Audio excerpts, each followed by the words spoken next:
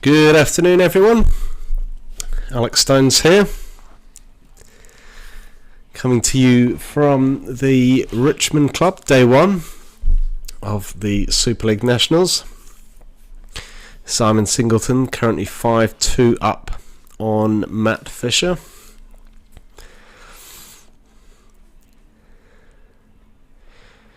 Simon has just beat Shaden McKenzie 8-5 in the previous round, I believe.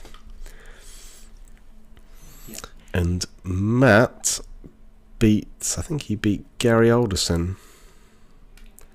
They were a couple of tables away from me. Yeah, so Matt beat Gary 8-4.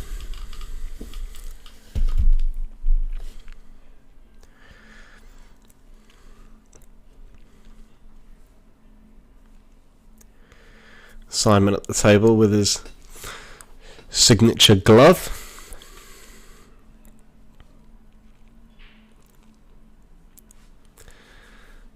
And wearing his World Cup of Pool jersey that he wore over in the UK 2 or 3 months ago. And obviously New Zealand lost to Germany in the opening round.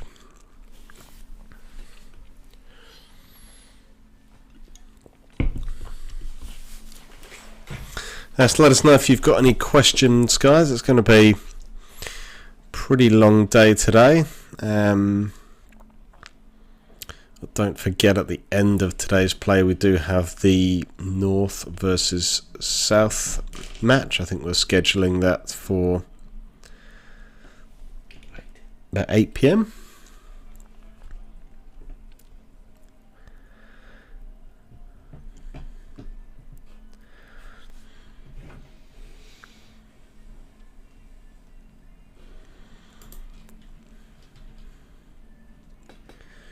We've got some cracking matches going on in some of the tables at the moment. So we've got Baden Jackson currently 2-3 down against Devon Bramley.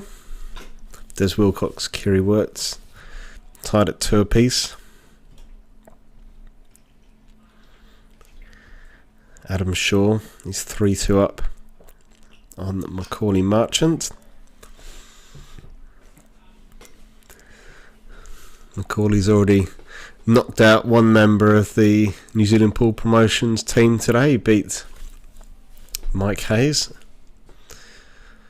earlier on.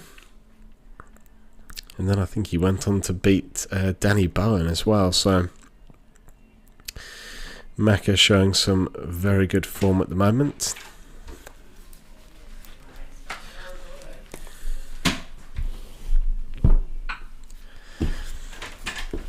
So this is the winners round 2.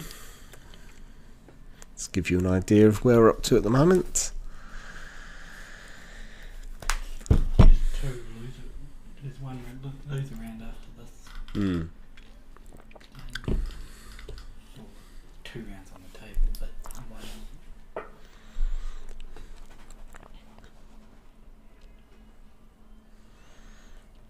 Simon playing with his Mez cue.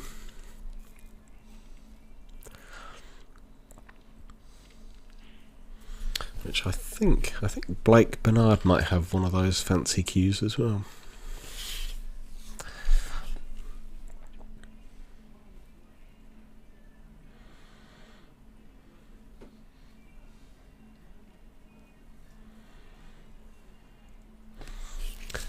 Yeah, I think Simon was just hoping to be on the other side of that yellow. Take it down into the bottom right pocket as we can see it now.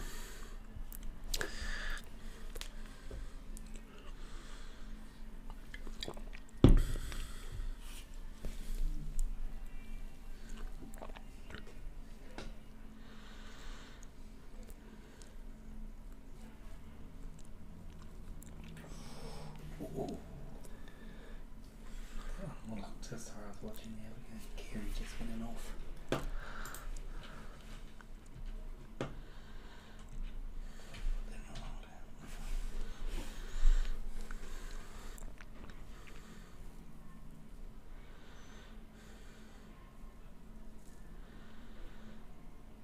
Well, that wasn't a great shot from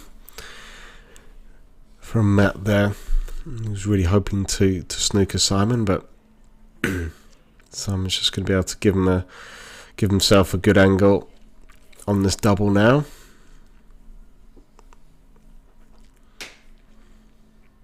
Looks like he's got the perfect angle from this. And I don't know if he was deliberately going for a treble there, but let's put the black in a safe spot.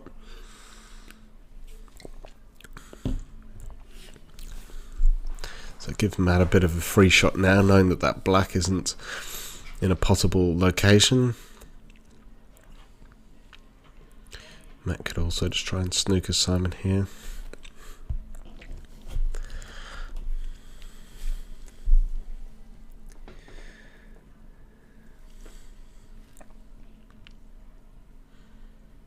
I'm not sure if anyone's discussed it on the stream yet, but we should probably give a shout out to Des Wilcox. He was flying up early this morning from New Plymouth. Missed his initial flight and ended up basically getting timed out. I think every 5 or 10 minutes or so he was docked to frame, and his match against Paul Duffy, and eventually got to 7-0 to Paul. Des turned up and then proceeded to win the next 8 frames to win 8-7. That's a hell of a story. This is a nice clearance from Matt now. He's going to reduce that deficit to 2. Matt was really one of the almost a surprise package at the Superleague South Island back in July down in Dunedin, reaching the semi-finals.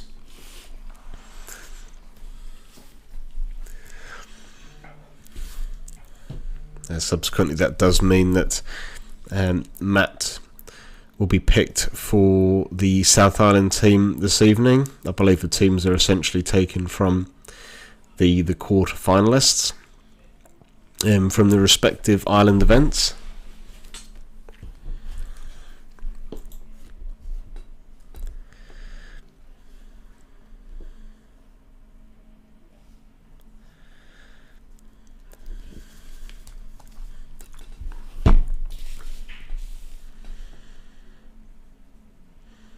But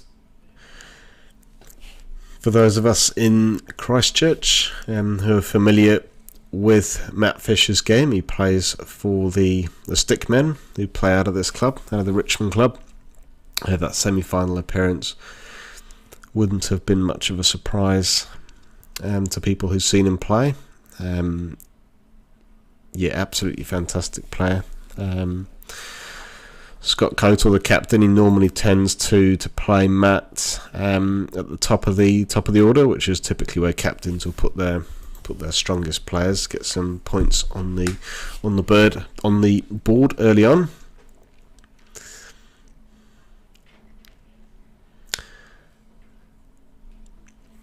I think Matt actually went pretty deep up at the Levin Easter Classic. It was like a couple of years ago, I feel like he might have got to the final. Happily be corrected on that one.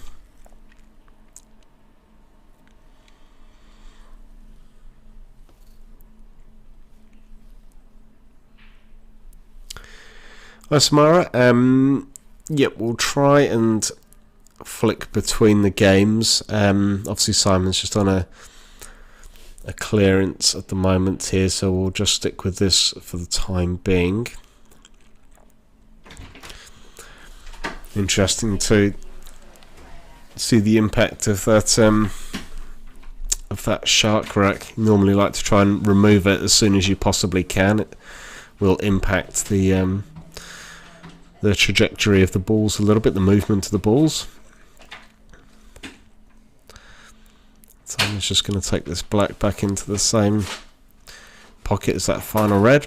Inch perfect. And this is to go 6-3 up.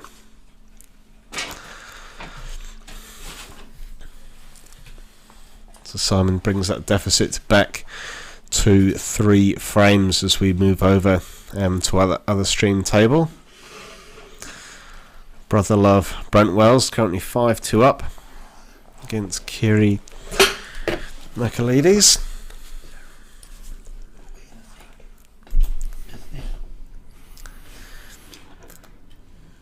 Afternoon, Alex, and how are you today? Very well, thank you. This is Graham Waddy Watson. Good to have him in the commentary box. Not playing this weekend, Graham, but No. too busy running the raffle, I think. I Aren't you? believe so, yeah. Love a good raffle. Hugely excited, like I sort of touched on earlier on, to be getting teams back to Australia. It's been a dream for a long time. I mean, there's a whole generation of players that have missed out on it. It's fantastic to have it back on the table. Yep, absolutely. And I think as the might be a little bit premature at the moment, but as the weekend progresses, we can start to look at who are the contenders, who's still in the tournament. Obviously, we know that Baden Jackson and Neil Wally, having won their respective island events, are barring a disaster, they should pretty much be guaranteed to have booked their spots in the team. So in terms of how the North v South match,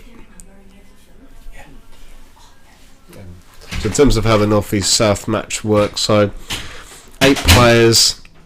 Yep, 1 framers,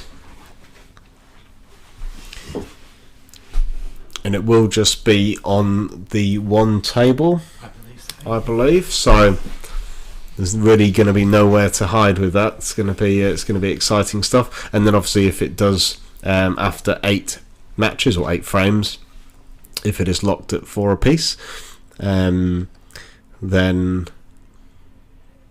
I imagine there'll be some sort of captain's pick.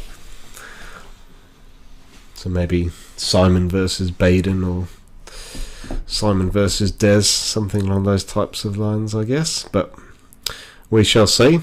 And yeah, so that should be kicking off about 8 p.m. this evening.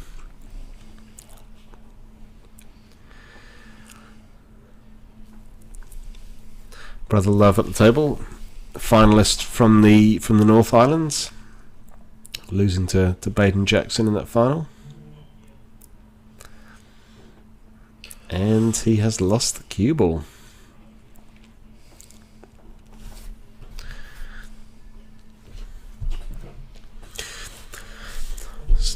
So don't forget, in these rules you get a free shot now. So Kiri will basically be using Brent's yellow ball just to give himself a much easier angle on this black, and this is for Kiri to move it up to 5-3, reducing that deficit down to 2 as we switch back over to the Postman versus, I don't know what Matt's nickname is, the Fisherman maybe? Yeah, we'll go with that. We'll go with that. Matt had a very good tournament at the South Islands. Played a great match with Danny Barn in the last 8. It was an 8-7 match, and it was a great match. One of the younger players on the scene. Although when you look at young Shaden McKenzie, you probably wouldn't call Matt Fisher young anymore. But the quality of this field, I mean, there's been some fantastic matches this morning. It's just I guess in the future we may, have a streaming, you'll be able to grab whatever table you want, whoever you want to see. But there's been some fantastic matchups already. Yeah, I mean, when I was playing my second round match, I had Dean Garnett versus Kiri Wirtz on the table next to me, and 2 players that you wouldn't really be expecting to played each other so early in the tournament, but with Kiri not having attended the South Islands, it essentially meant that he was an unseeded player, so there was always a strong possibility of two top players playing each other, same with Steve Denton and Neil Wally as well. Yeah, and Steve back in the tournament, couldn't play the South Islands, was over in England, family visits, etc., and playing as sharp as usual. Always a player on everyone's radar.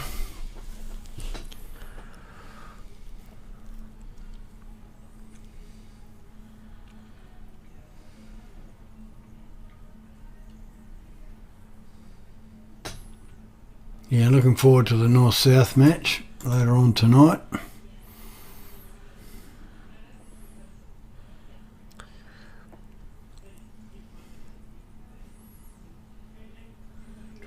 Ooh. Yeah. So I think I have been requested to sing because of the copyright on the music, but I don't think I'll be doing that. Is this mine or yours? I think. What did you order? A bacon burger or something? Oh, vegan burger? No, that's mine. Oh, no, I ordered a burger. A pizza? No, I ordered a burger. Oh, sorry, someone just brought this one over. Which number did this come for? Was that 34? Wasn't either of you guys? Are you number 34? What number I are can't you? remember what number I was. You sorry. were 34.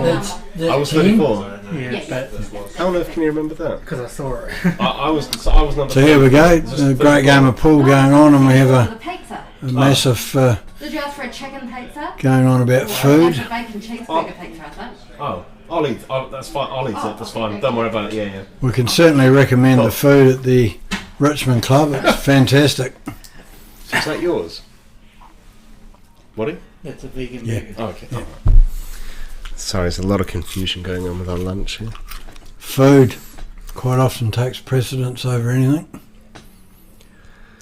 So here's a Matt with a chance to get another frame on the board. See too many difficulties here.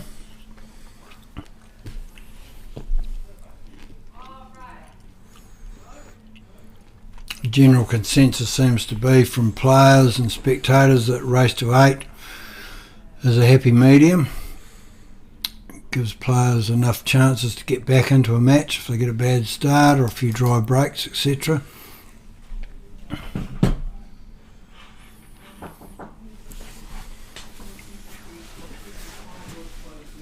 Thank you. Wonderful.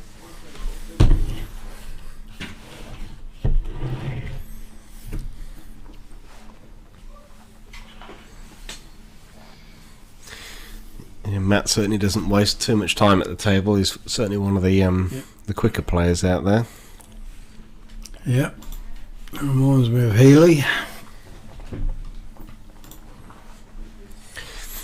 Right, back to Brother Love. Seems to have control of this frame and looking to get a little bit more. Quite cover the pocket. Certainly has the black covered.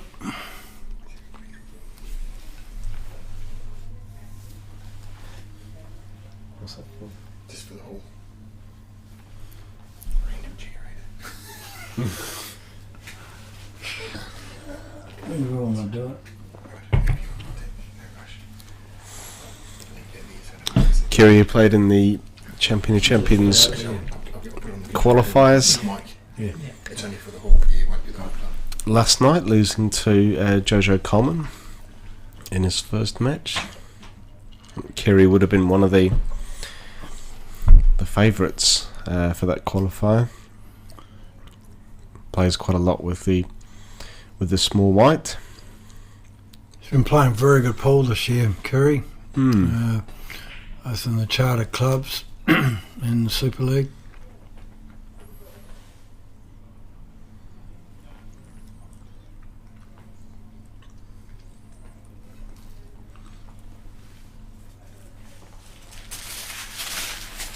Let's see if you could get him involved in the 9-foot table as well, would he? Yeah, no, he plays a bit. Quite often goes down to Dunedin. He's played in the under-provincials and a few 9-ball tournaments. Came to one of the Thorsten Homan coaching clinics here a few years ago. So yeah, if you're in the area tonight and you want to have some fun watching some pool, some Moscone Cup style pool, come down for this North-South match.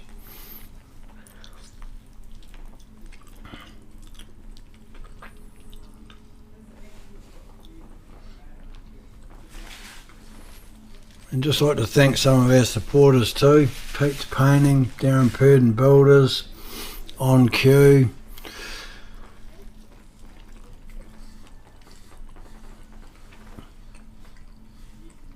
It's always these people behind the scenes doing things to support the game.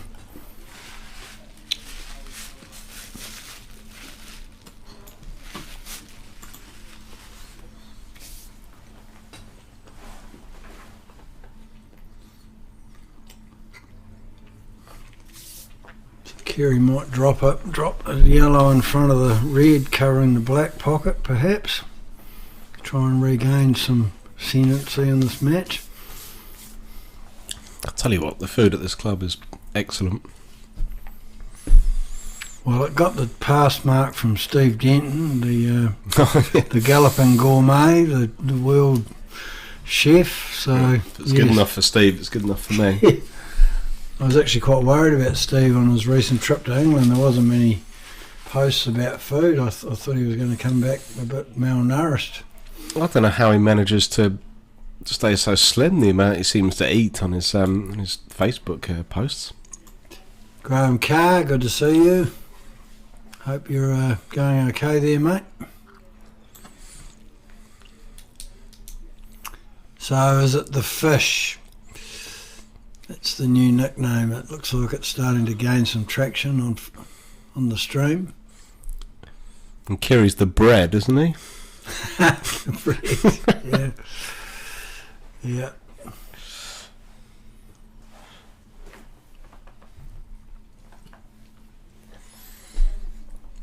Yeah, I'd say this is like Brad's dream was to set up a tournament where there were great matches early on in the tournament, and this brings back memories of the first Super League at Woolston Club. Some of the matchups earlier on, they come very, very quick. And there's so much at stake, especially in these where people have lost their first life and battling to stay in the tournament. I think it was it the first Super League Nationals where 18-year-old Healy White beat Baden Jackson in the first round, I think. Correct, yeah. I think Des Wilcox beat Simon at some point in that tournament. Yeah, I think the races were longer too. Race to 13s in those days, yeah. But obviously without the 2 life. I do like the 2 life. I think it's a good format. I think it's not only for me for players knowing exactly what they're doing and when they're doing it, but for organisers as well, for running a smooth tournament.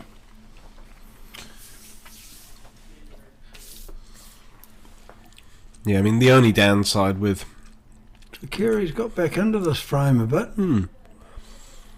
I was just going to say the only downside with the really, really long races, and we saw this in a couple of matches at the Great Southern Knockout, is that if someone does build up a 5-6 frame lead, it's very difficult to come back from that, isn't it?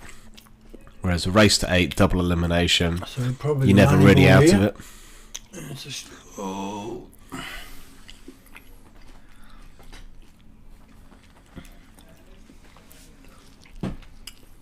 Yeah, it can be hard. But then I watched some of those races in the 9-ball recently where people have been down 10-1 and they've won 11-10. It's I guess it's a winner break format as well.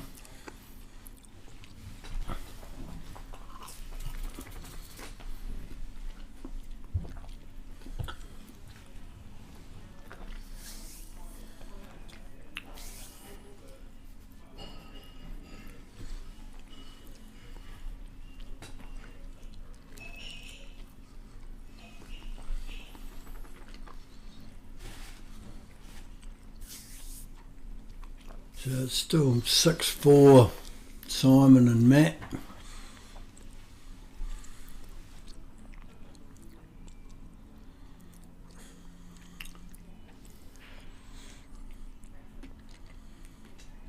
Sure whether Kerry was trying to hold that yellow over the pocket or not. And finishes on. Oh, he's got a nice big pocket to play this yellow into. Yes. One good shot here.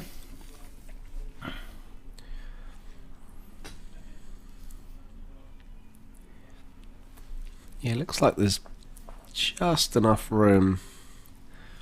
Maybe if he plays the black cushion first, and it will just push that red out to the left a little bit. Hopefully leave the black over the pocket.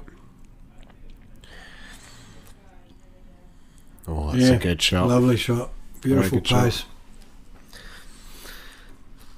So Kerry just one behind now.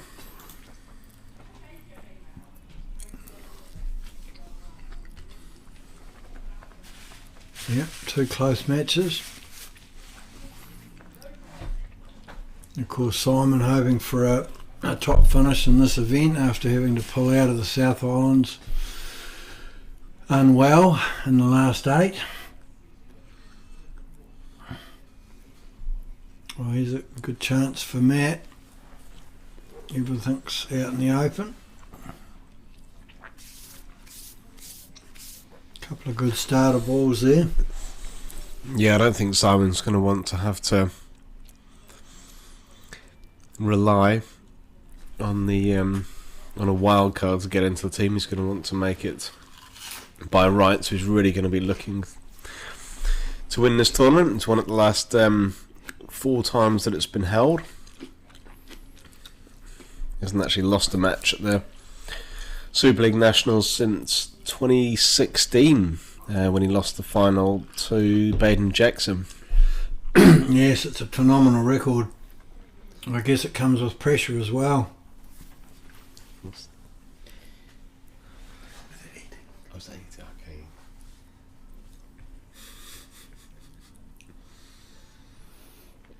That was me trying to sing Red Bag.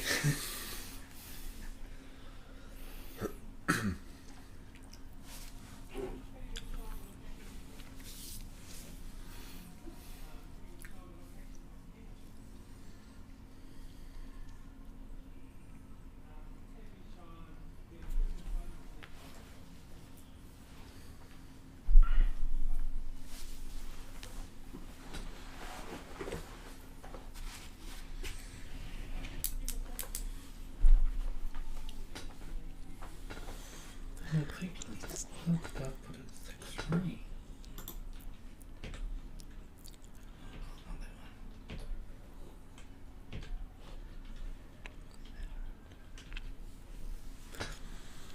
I had the wrong score for Kerry's match. Okay. So what do we think Matt's going to be doing here? I mean, I'd personally be taking on the ball over the pocket. Just drop that in. Just give himself some sort of angle on this red on the left to get down to the black. Yeah, sometimes you have to keep it simple. Knowing Matt, maybe not. Looks like he's putting some work on it.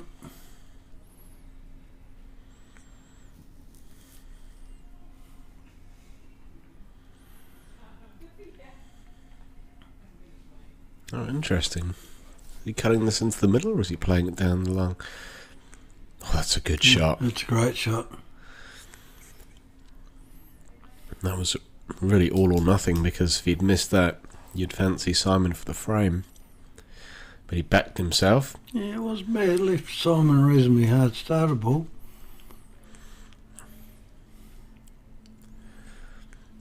Yeah, a good match shaping up here. Thanks, Red Bag. Thank you for listening in, watching. Cue ball. Oh, Matt. Wow. A game changer.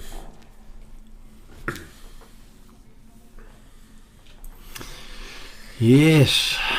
And every pool player watching knows how that feels. So it's 6-3, Brother Love, over Kerry.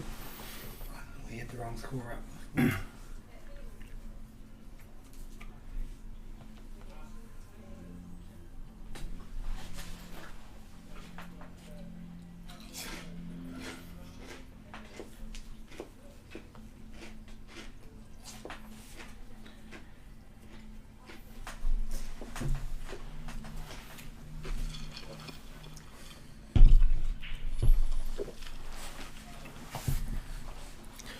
I'm just going to go and eat something, and I'll leave you with the dulcet tones of Alex Stones.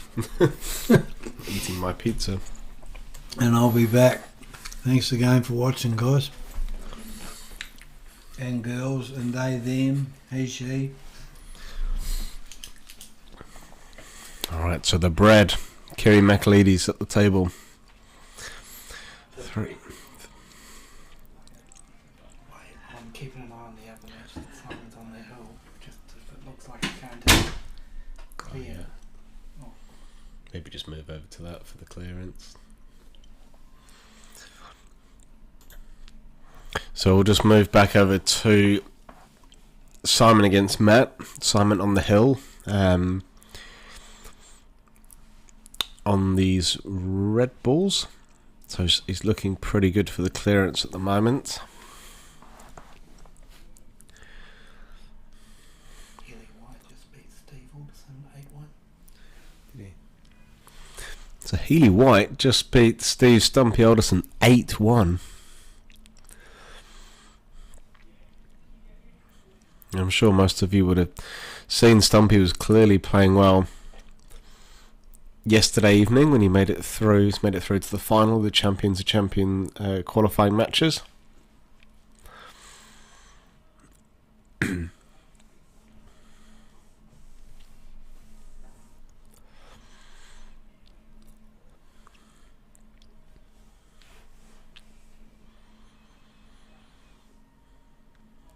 So Healy must have really turned on a clinic against Stumpy. Simon wasting no time here. Leaves himself straight in. Simple black. Let's take out Matt Fisher. 8-4.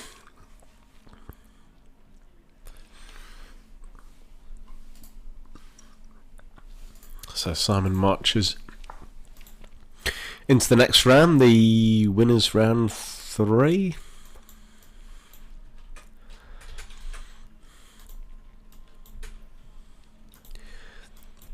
So there'll obviously be a bit of a gap on the main stream table.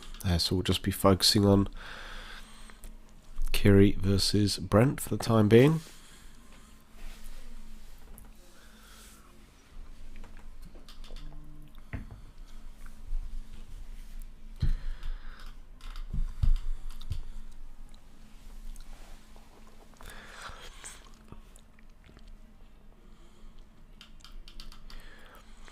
Brent Wells, who on many occasions has said he doesn't enjoy, or he certainly said a few years back he never really enjoyed the small white. It wasn't really his thing, but as we said, North Island finalist in the Superleague from a couple of months ago. He's really grown accustomed to it.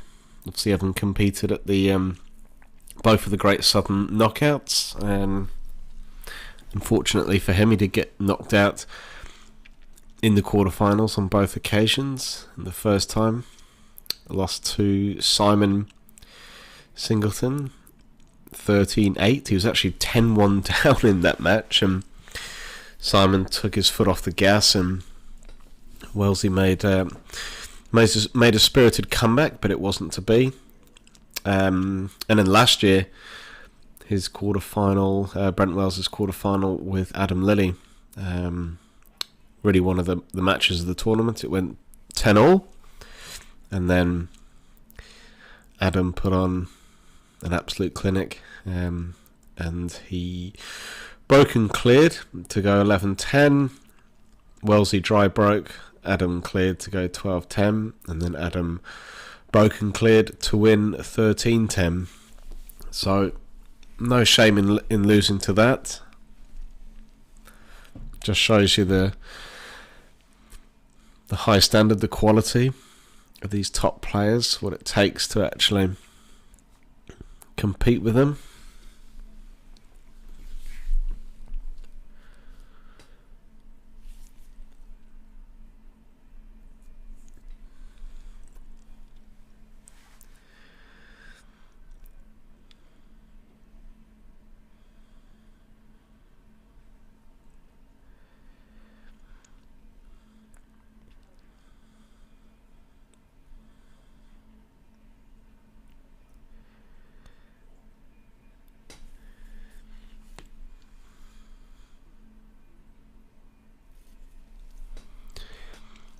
So Kiri snookered on this yellow.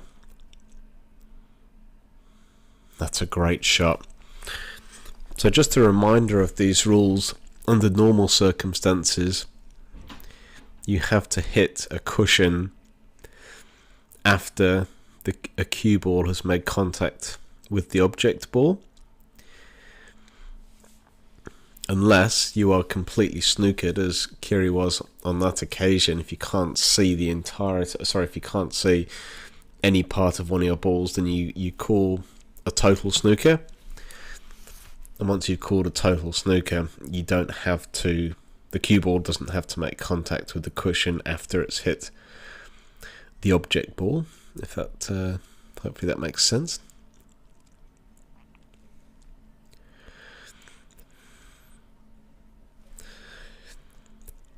So Brent just content for the time being to snooker Kiri, or if not snooker, at least not really to leave him much on.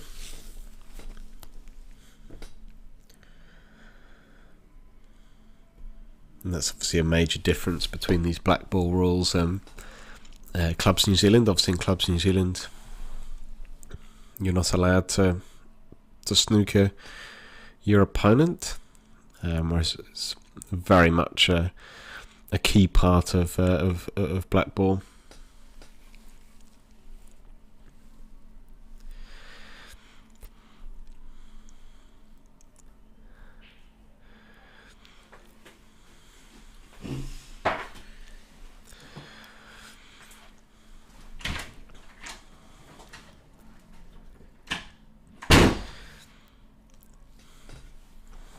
So that results in a free ball to Brent, and as you'll see, what he has done there, he's basically used Kiri's ball as a free ball, just to give himself a better angle on these remaining colours. He wouldn't want to kick that red out so much, so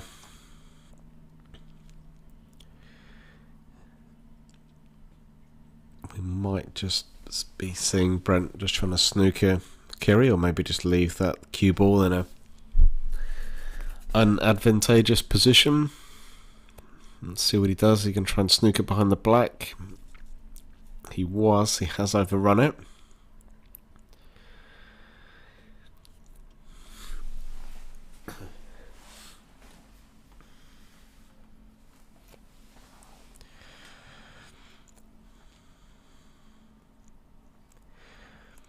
I think Kiri might be looking. Is he going to be looking at a double?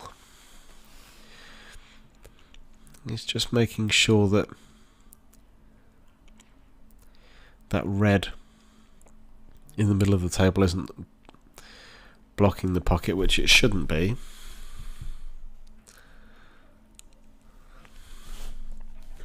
There is also the option of a cut, but he obviously likes the double. And hasn't played that very well, so golden opportunity for Brent here. And this frame will get him on the hill.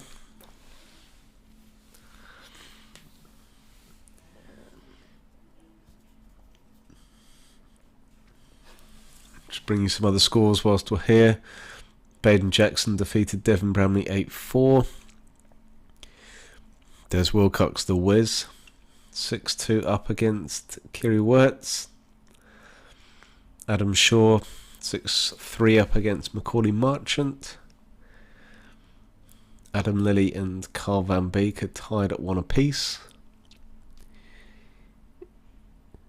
Mentioned Healy White defeated Steve Alderson 8-1. Simon Singleton beat Matt Fisher 8-4. Oh, Brent. Oh dear. Steve Denton is 5-3 up on Glenn Spears.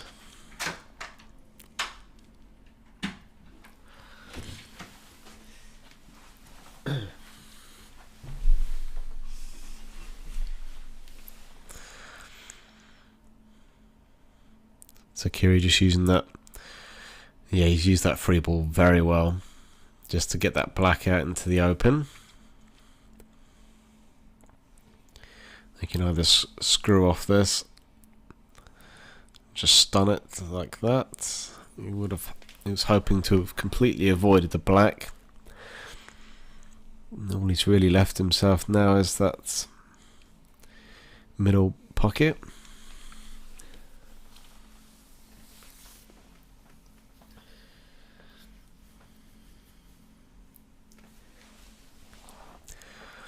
No obvious snooker or safety option, so I think that pot into that middle bag is his best bet. And he's missed it.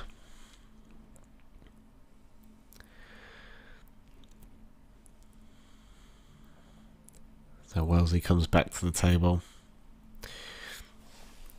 You'd fancy him to make this, to get onto the hill. Oh!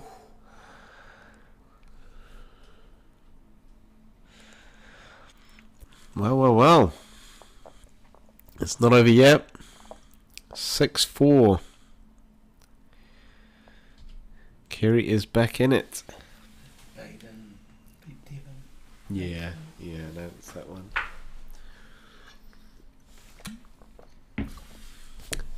Any questions or comments, let us know. I haven't looked for a while.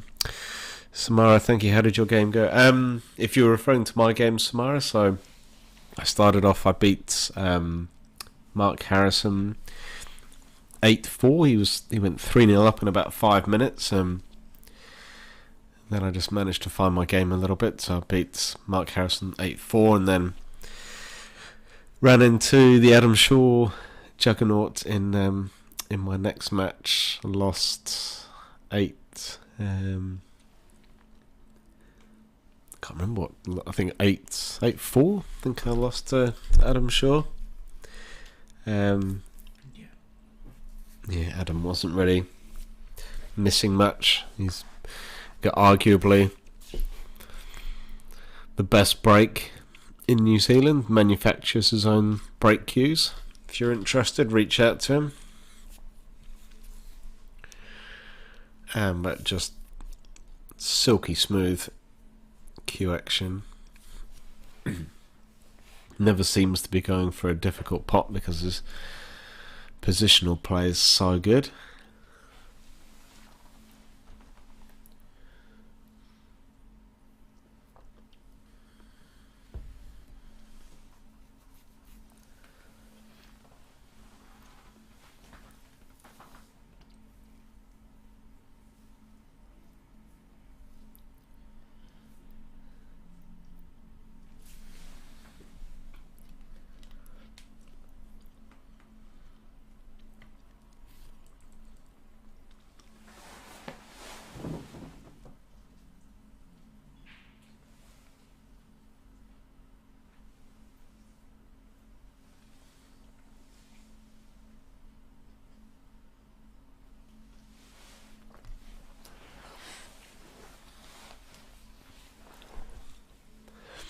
Kiri gets us underway in frame 11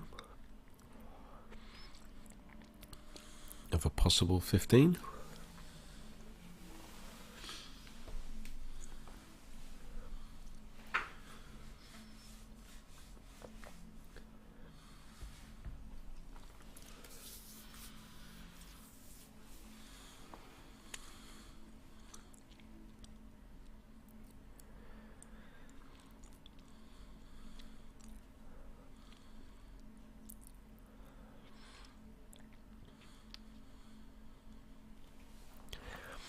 Nice pot from Wellesley there.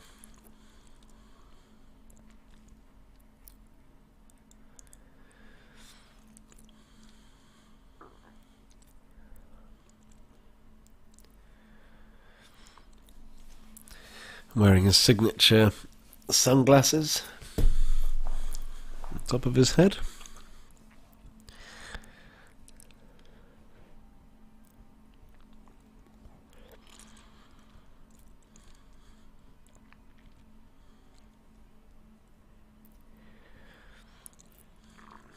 Now, Kerry would have identified this red at the bottom of the table as his problem ball. So he needs to figure out how he's going to release it, but for the time being, he's played a clever little snooker there.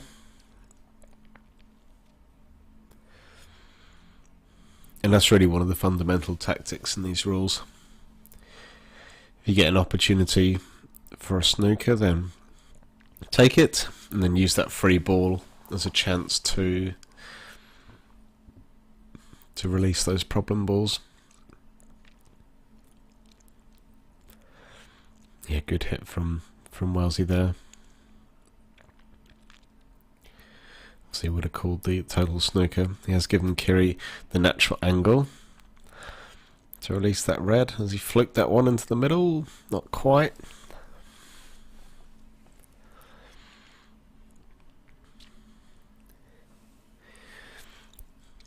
Hi Kirk, thanks for joining the stream. What are we now? Just coming up to 3 o'clock, so it's obviously day one. We'll probably be here till 9:30 by the time we finish North v South. And tomorrow do it all again, starting at 9, culminating in the Champions of Champions qualifying match, final, which is between Jojo Coleman and Steve Alderson, scheduled to be kicking off probably around about 8 o'clock or so.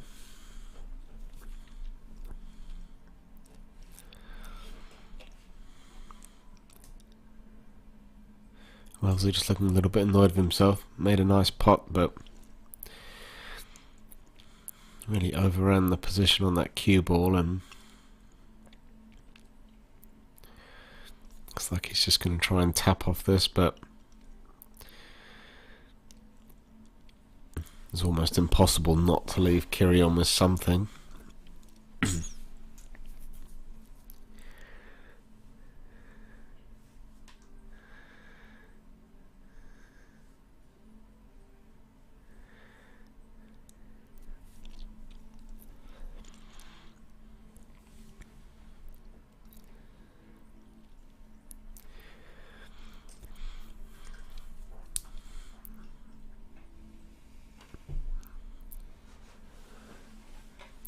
So good opportunity for Kiri here with his 5 remaining reds all in open play. Black goes in a number of different pockets, so when you get your opportunity in black ball, when all your balls are out in the open, best to go for them. Just overrun that one slightly if he is taking this one into the middle, but shouldn't be a problem.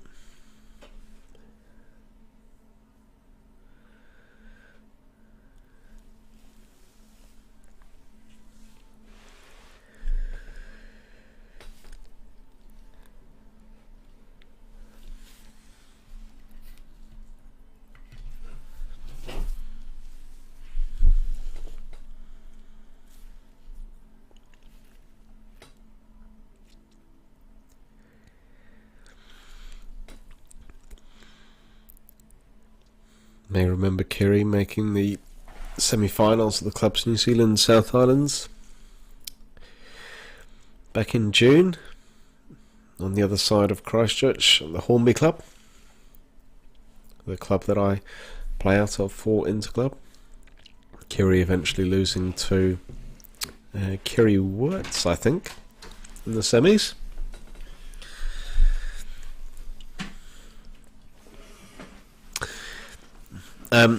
No shot clock, Kirk. It's not really feasible.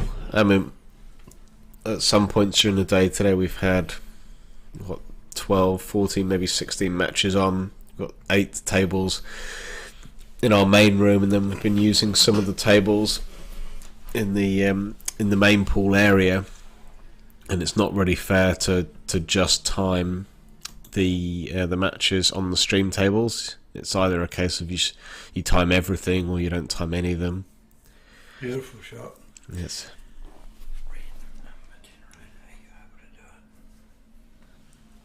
We do it after this. Otherwise, there's no one commentating. Nice finish there from Kiri, nice and composed. Off on Okay. 6-5. The comeback is on.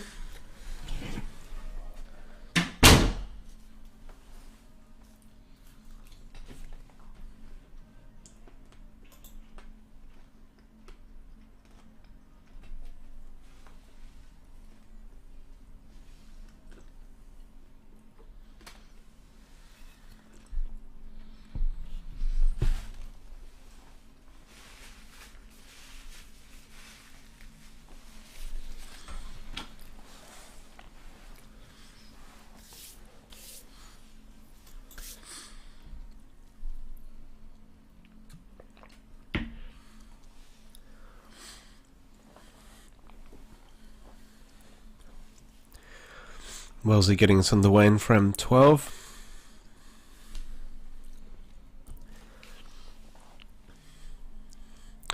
I've got some more results for you. I mentioned the shot maker, Baden Jackson. He beat Devon Bramley 8-4. The Wiz, Des Wilcox, defeated Kiri Wirtz 8-2. Don't forget Des arrived late by some time for his first match, was getting timed out, about 5 minutes a frame. He finally arrived, he was 7-0 down, and then he managed to win 8 frames to win 8-7. So Des looking like he's in good form at the moment. Adam Shaw, he's defeated Macaulay Merchant 8-5.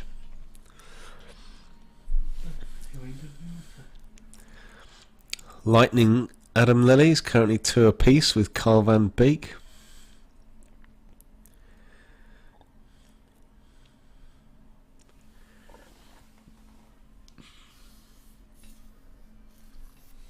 So. I didn't think it was 6-all, but No.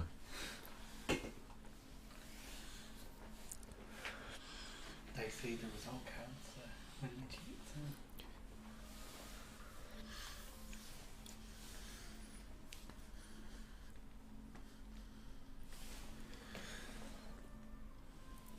Have no matches at 3 o'clock?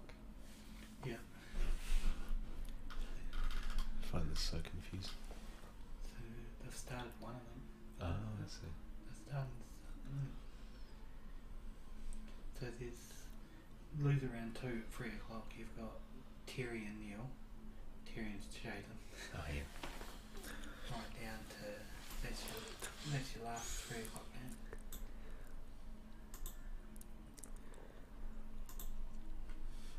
Yeah, we're just keeping an eye on some of the upcoming matches, maybe get an idea as to which ones we want streamed.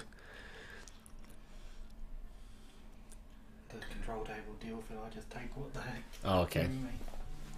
Yeah, I think Jojo versus Blake Bernard could be a good contender.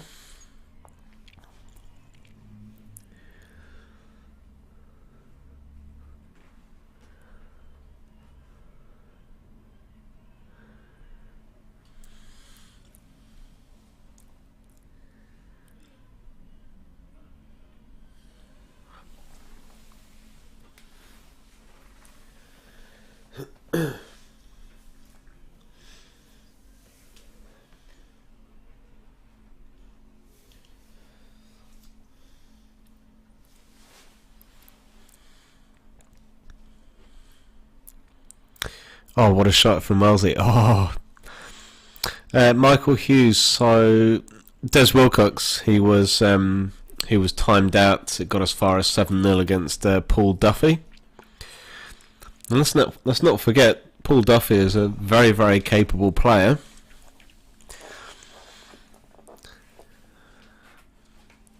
And and Des rocked up and won 8 frames in a row.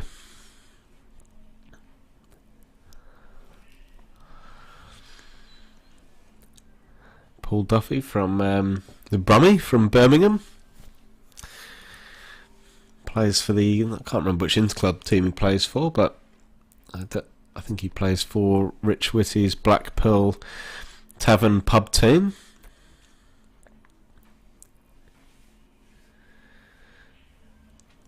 Yeah, so you do see this a bit in Blackpool, like I mentioned earlier. If your opponent just has 1 or 2 balls remaining, then you will see them getting snookered a fair bit.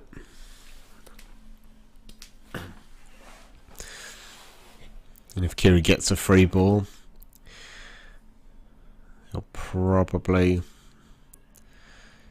maybe just want to bring this yellow out here, nearest to the cue ball.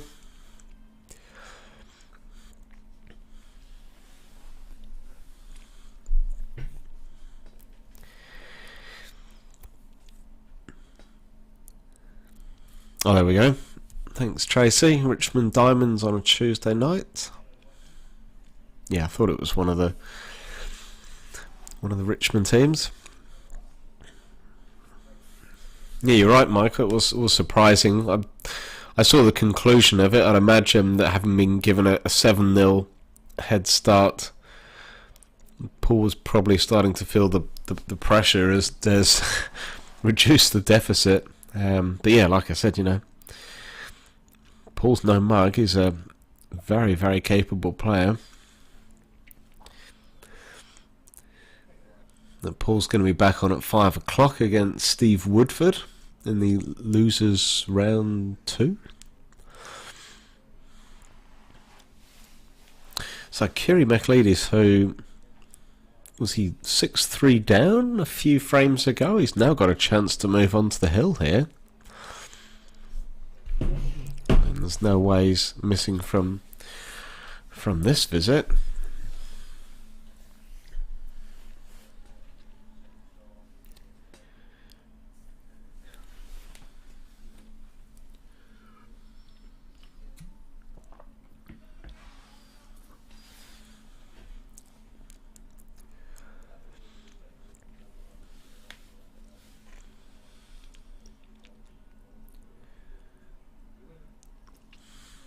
Lightning Lily and Carl van Beek then are locked at 3 apiece. Yeah, good shot there from Kiri. As he now moves onto the hill. 7-6. Just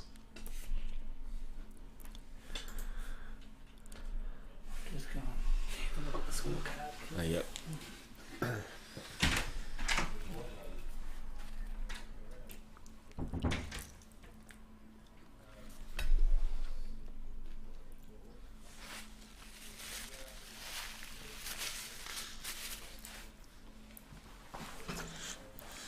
Apologies if there's any horrible eating noises in the background.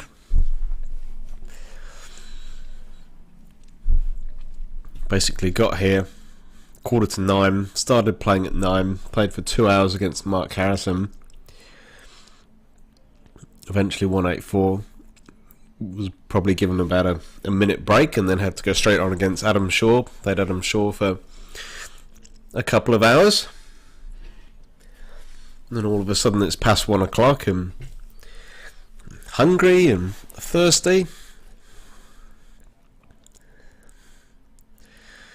So just trying to make up some lost time. So Kiri with the break in frame 14, and it's a nice split.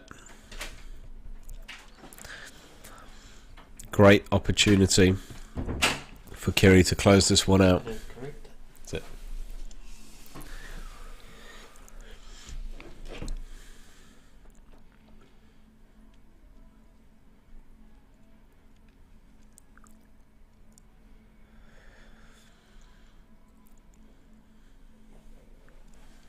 I'd imagine he's going to opt for the yellow balls just because of the proximity of them to the cue ball at the moment, and he's going for these yellows. So have we seen the last of Brent Wells in this match? Obviously he will have that second life, so he won't be out of the tournament.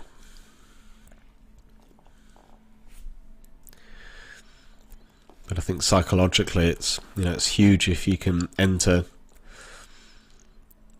Saturday, day 2, with both of your lives intact.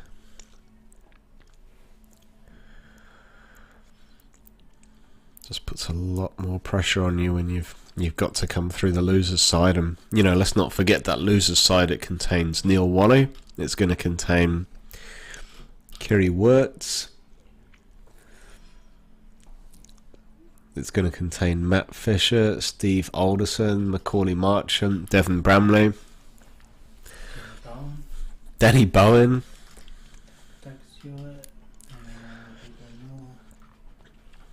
So we're talking about some of the best players in the country who are on the losers' side.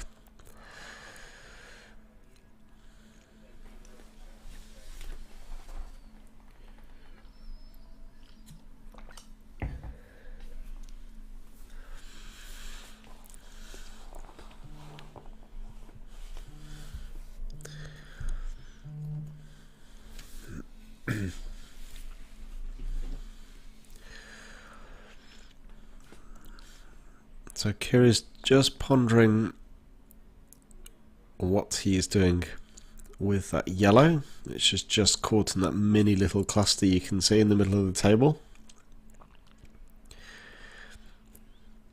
The yellow's not completely tied up. It looks like it goes to the middle right and top right, but very little margin for error with that cue ball position.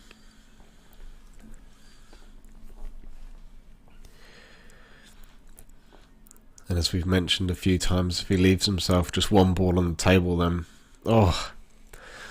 Wellesley will just repeatedly snooker him until he can get all of his problem balls out. And great opportunity for Wellesley now to get back into this, go onto the hill himself.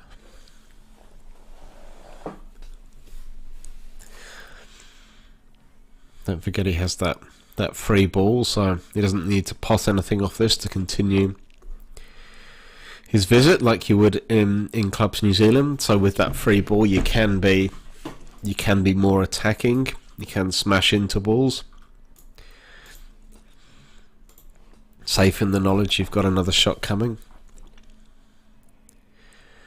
Alternatively, a lot of people will use that free ball as an opportunity to put one of your opponent's balls into a less advantageous spot. Maybe put it into a mini cluster or roll it up against a cushion. You called the match. Let's go on the other 3. We'll focus on this one. JJ. On the winner's side. Oh, sweet. So after this match, we will have Jojo Coleman versus Blake Bernard on the live stream. Great to be promoting one of our top female players as well as one of our top juniors as well. I'm sure you'll all agree we don't just want to watch Simon Singleton on the live stream all day. It's nice to get some other people in there. Has he got the snooker? No. It's a difficult shot, but it looks like a shot nonetheless.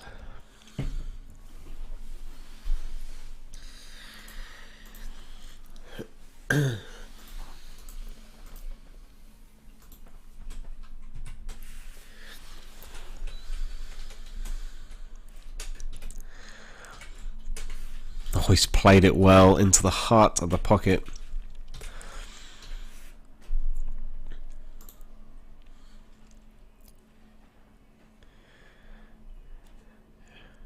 Just really one big shot away from taking out this match now. What's the bread got?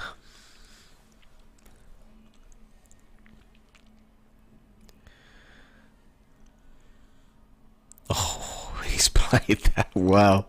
That's a great shot from Kerry. Absolutely perfect. And he's done it. Kiri the Bread Makalides 8-6 over Brent Brotherlove Wells. And no messing about. We are straight into our next live stream match. Jojo Coleman versus Blake Bernard. Change the race. Oh, what is it? Race 7.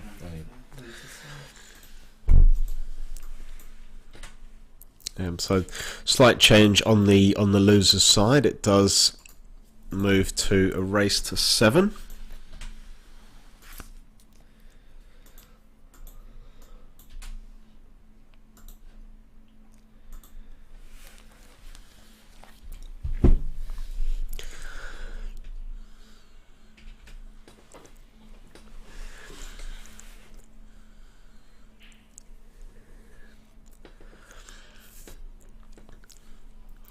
Blake Bernard, as we mentioned, one of our top juniors, won the Junior National Pairs title at this club 3 or 4 months ago, and then lost in the final of the singles to Shaden McKenzie.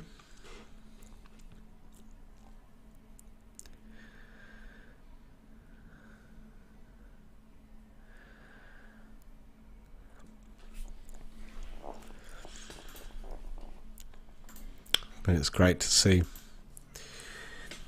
one of the young talents like Blake coming through the ranks. Seems to be playing in tournaments pretty much on a weekly basis at the moment, which is fantastic. He's travelling all around the country. Plays clubs New Zealand. He plays blackball. He's played in some of the Massey events as well.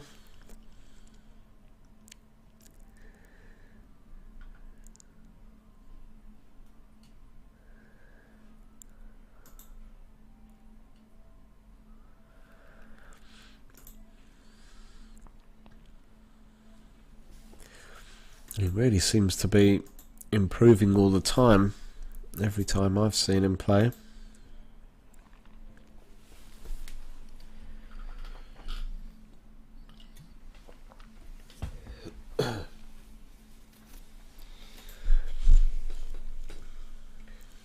It's unfortunate to...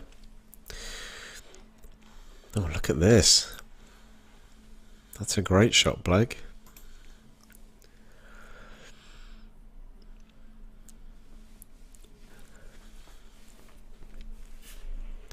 So don't forget, the loser of this match will be out of the tournament. Yeah, well played, Blake. He takes the opening frame.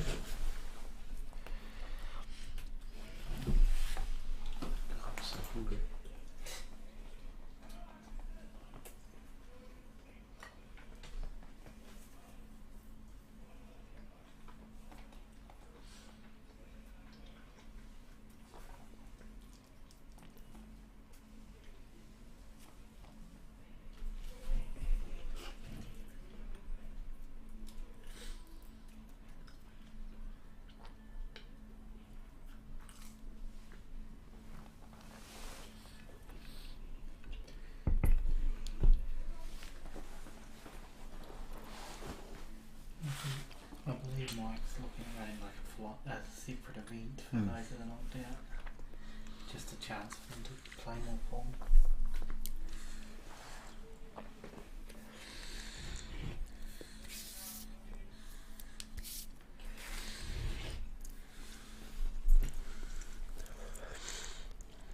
So frame 2 underway.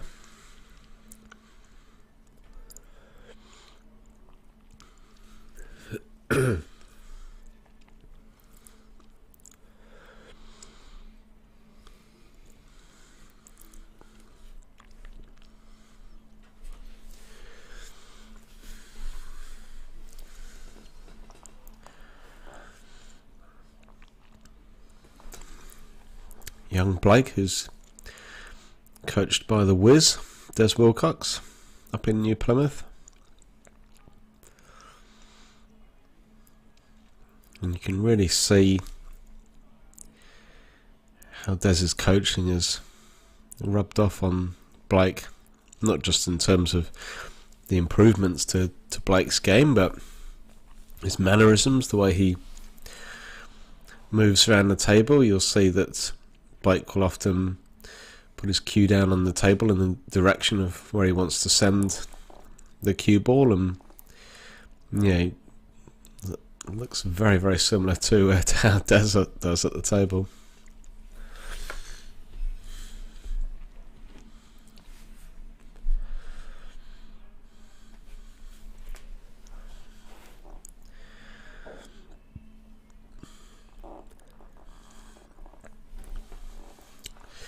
And Blake actually played in the Northern Area B grade tournament last weekend up in possibly Manurewa, one of the Auckland clubs. I'm not too sure which one.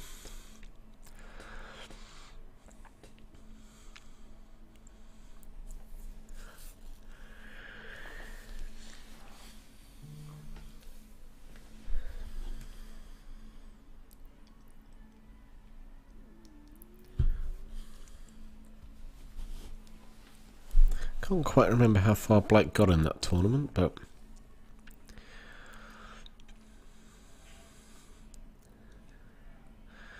oh, it's just trying to snooker Jojo. That went in off, so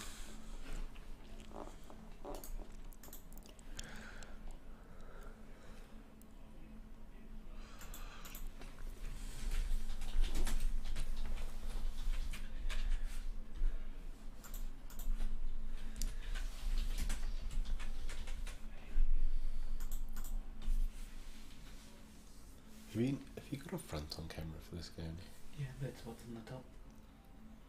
Oh, right. Yeah, of course. It's the same table on both cameras. Mm. It's not the other table. But also go like that. Yeah, keep it like that. I like it.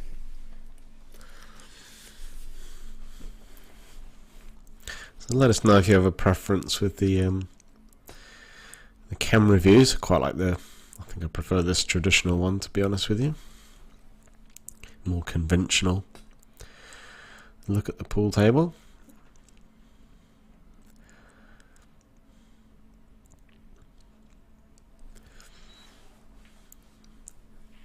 Jojo just trying to trying to get a snooker, but Blake can see enough of those two reds at the top.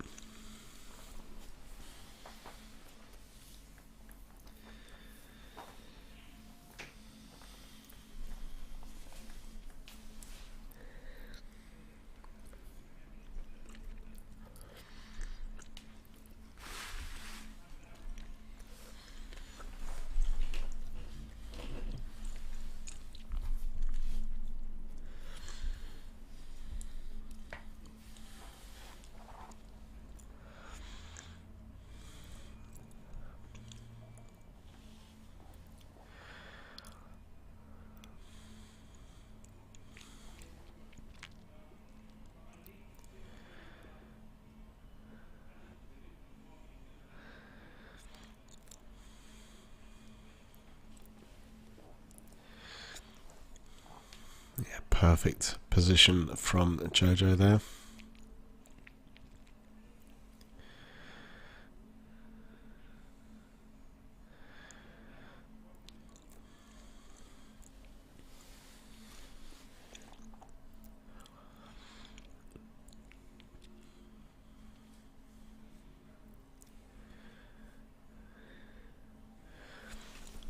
It's just kind of a little bit in between both of these balls. I wanted that cue ball just run a little bit further, but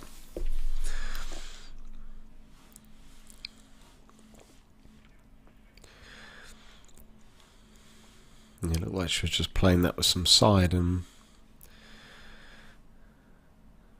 Didn't really account for the side with the pot. Nothing super easy for Blake here. Looks like he might be trying to cut this red on the left hand side. And that should give him a natural angle just to run into that red on the top cush. Oh no, he's just developing that ball, but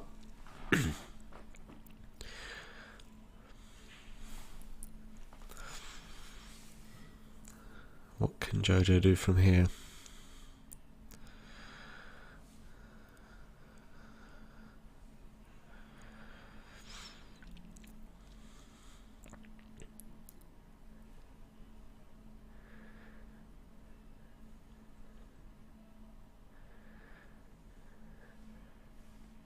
Yeah, nice shot, Blake.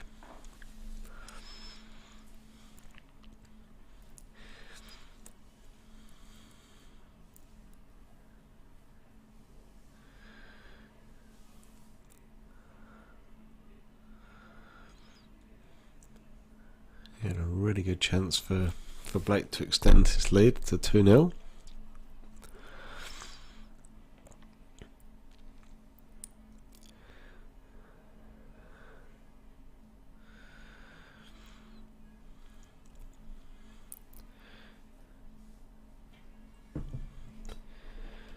And it should be from here. Looks like he maybe wants to just play this black cushion first. And oh, there was a gap to go through naturally. There we go. Blake moves into a 2-0 lead.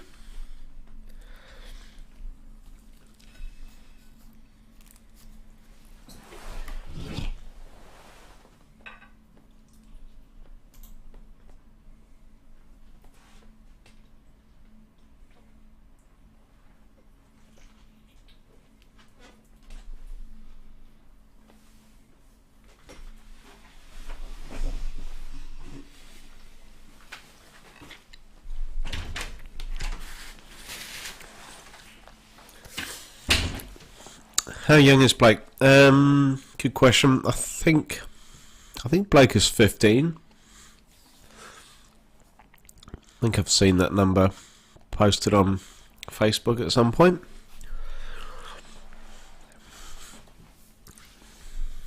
His dad Zane is floating around. I'll ask him if I get a chance.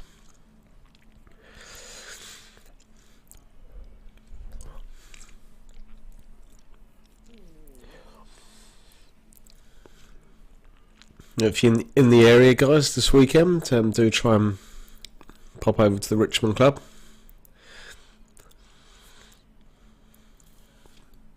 Amazing brand new venue. The old Richmond Club was pretty badly damaged in the 2011 earthquakes.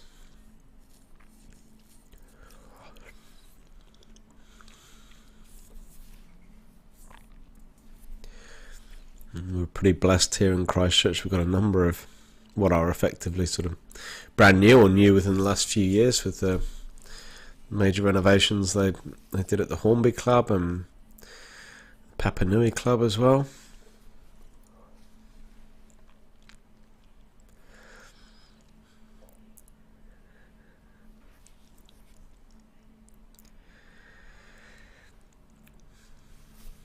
Yep, absolutely. Very, very sharp player. And probably more importantly, just very, very enthusiastic, very keen to learn. Got an incredibly supportive father, Zane. He's travelling all around the country with his son. Hopefully I can do that with my two boys in a few years when they're old enough. Hopefully they've got an interest in Q Sports.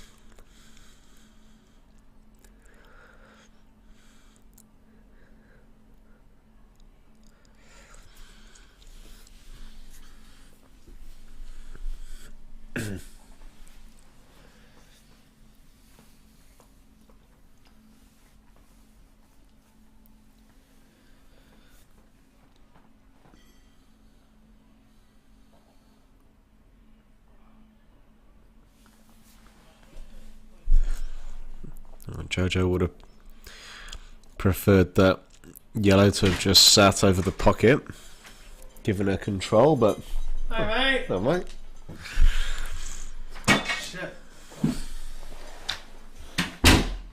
Good man. I was getting a bit mad talking to myself. Many viewers. 66 at the moment. So delighted to be joined by the postman, Simon Singleton, just fresh from his victory over Matt Fisher in the winners round 2. Simon, how you doing? How's your game? Yeah, alright. Getting there. Bit rusty. And I guess tough first match against Shaden. Yeah, really tough. Yeah, Shannon played really good. I enjoyed that match. Oh, nice shot Doubled from it. Blake. Don't know if he wanted to double that. 2-0, rest of 7. Haven't seen any of Blake's scores today, but I think George was a bit disappointed to be on the loser's side. I think she was 5-1 up this morning against Logan McKenzie, or 4-1 up, something like that. Oh, was she? Mm. Wow. Yeah. 5-1, yeah. Nice comeback from Logan. There's been quite a few good comebacks, I think, so far. Obviously, Yeah. we mentioned Dez's from 7-0 down. Yeah, I can't remember who else. There's been a couple of others. Yeah, the Des match was crazy. I watched the last couple of frames up until the deciding frame, and then I got called to my match, so I didn't actually see who'd won.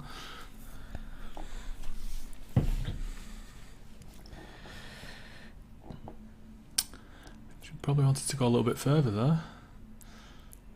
Just don't want the white to stick to the 8.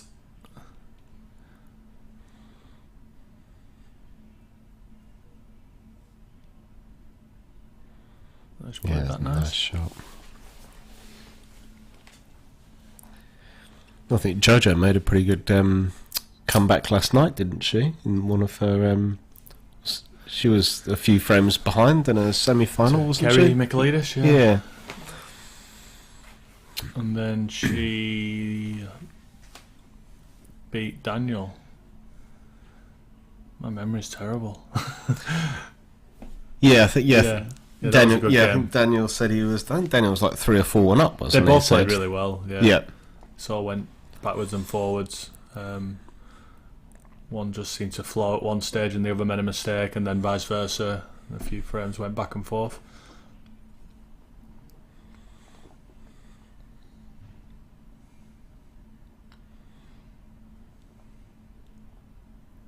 Yes, obviously we watched your game against Matt Fisher, and certainly early on it looked like he could have jumped into a bit of a lead actually, but sort of missed Yeah, a he few the chances. Black, he missed the black to go.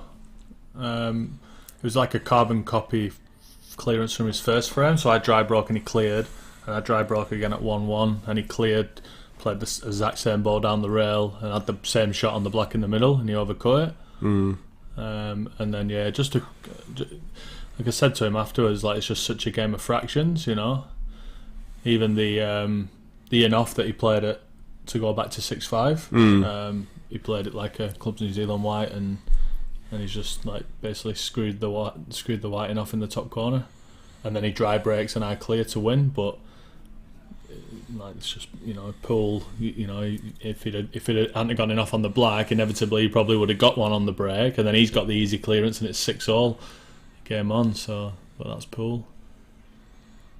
Yeah, that in off by Matt at, what was it, 6-5 or something you're saying? Yeah, so that was to go 6-5, so that went 7-4, and then he dry breaks and the sort of ploppins, you know. Yeah, it just seemed that it was such an unnecessary in off, wasn't it? There was so much space to play into, and well, if it's Clubs New Zealand, you're worried if you play it naturally, you're worried about the in off in the middle, so you play it with a slight bottom, maybe a bit of right hand side, but with a small white is naturally going to the halfway up the top right rail as we look at the table, so that like bit of right spin that he's put on it has just taken it straight into the corner. Yeah, I had a few similar instances. A nice double there from Jojo. A few similar instances in my match with Adam Shaw, whereby I was playing the cue ball angle as though it was the big white, as Clubs New Zealand, and Yeah, when you don't play much with the small white, it can really surprise you at times. Going to balls 2-1.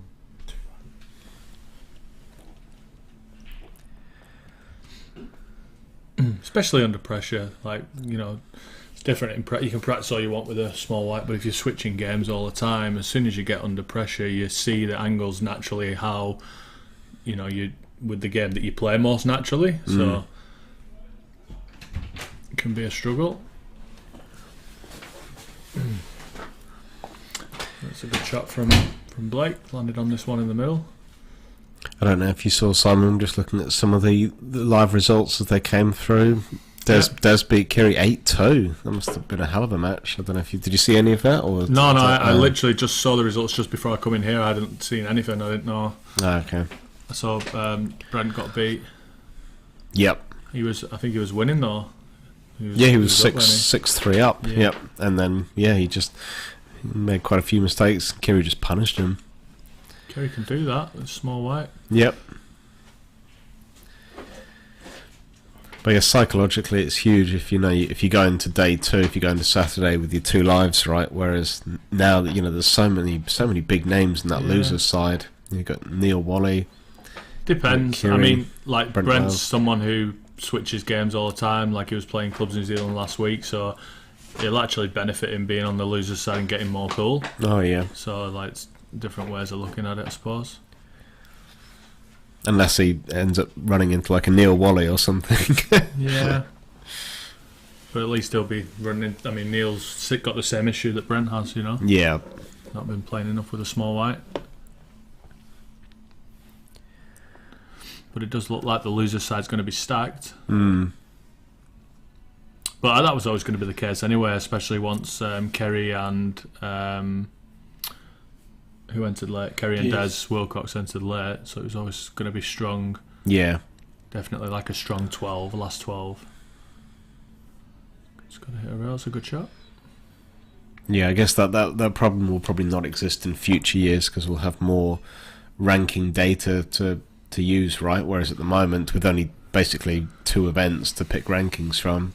No, I think it's more a testament of the standard of the players than the rankings, because in the way that the system works, you can only have 4 left on the winner's side, and there's 12, 16 strong players, so the loser's side's always going to be like that. I don't like that shot because I think this yellow goes. Yep, certainly looks like He's it. naturally going to be pushing the other yellow into towards the right corner. He just doesn't want to fall in the trap here of playing this with backspin. He just wants to play this natural. Maybe it didn't go.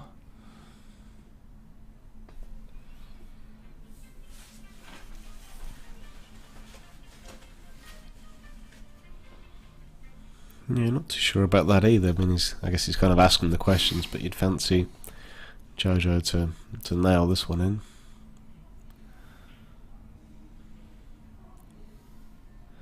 Got lucky. Yep. Very lucky. Holds her hand up to apologise.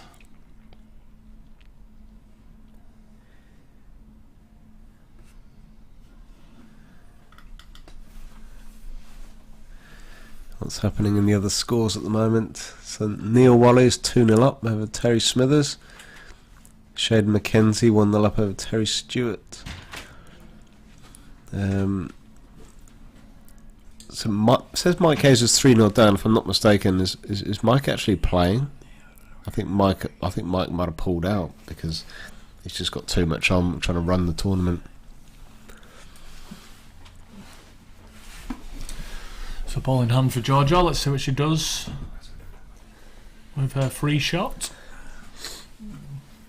And Lionel 1-0. Lionel Galbraith 1-0 up against Daniel Cole. Lionel, a very, very capable player.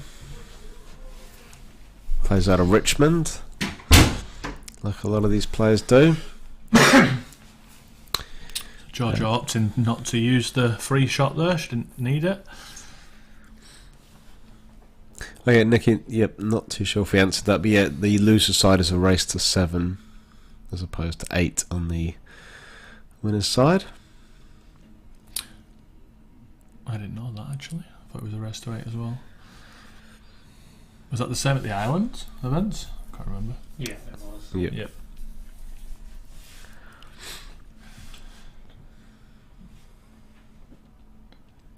Is she going to drop this in, or is she going to cue it and try and come off the rail?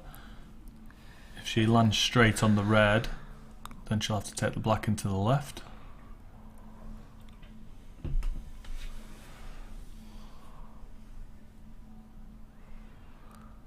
Yeah, so not enough angle here, so she's going to have to take the black to the left pocket instead.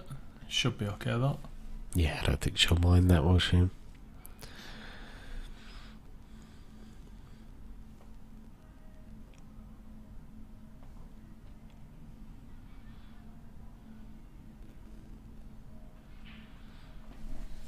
There we go. Levels things up at 2 apiece.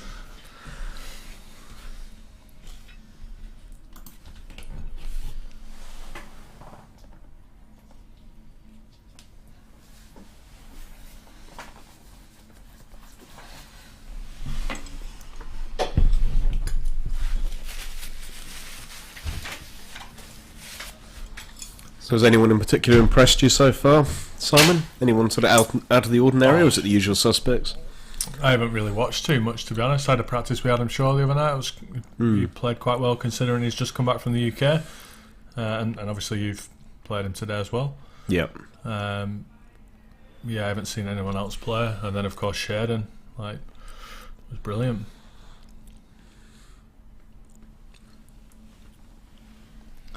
Yeah, it was really. It's my first time playing Sheridan, and I was massively impressed. Yeah. Just his basically all the things that you can't really teach. Just like you can teach it, but his like mentality and his like shot selection was like really, really mature. You know. His mapping of the finishes were better than some of the other top players in the field, and just his attitude, you know. I mean, he was 2-0 up, went 4-2 down, didn't really do much wrong, went 4-2 down, and then he took a great clearance to go 4-3. So like his head didn't drop, he didn't give up. His mannerisms, you know, when he was behind were no different to when he was in front. It was just really, really impressive.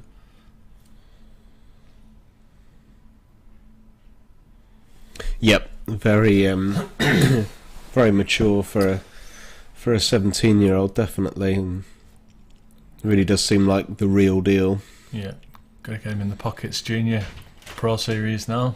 Yeah.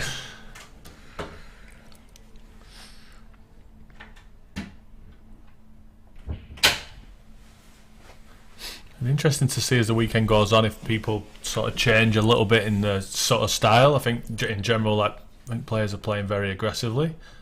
But you don't always have to go for the clearance this game, even though sort of people feel like they have to attack. No. Oh, yep. So just Tracy just made a comment with regards to a shame about Mike pulling out. So just noticed his score's actually moved to 3-1. Mike said to me earlier that he was most likely going to be pulling out, but it looks as though things are under control a little bit more, so he's able to play. So he's 3-1 down to Mustafa Gul at the moment. Yeah, he's got Tammy Adams out there helping out as well, so should have time to play. So Georgia's going to try and kick a red out here.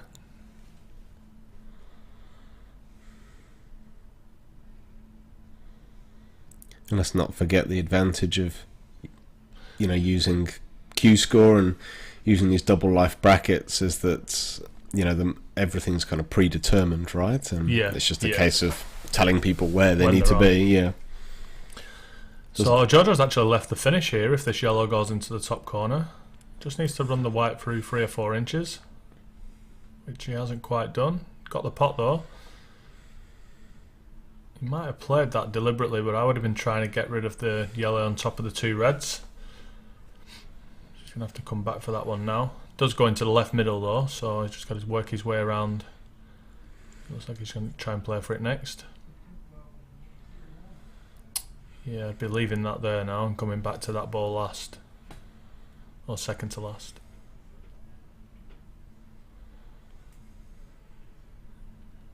So just drop the one in the middle. Don't need to do anything fancy.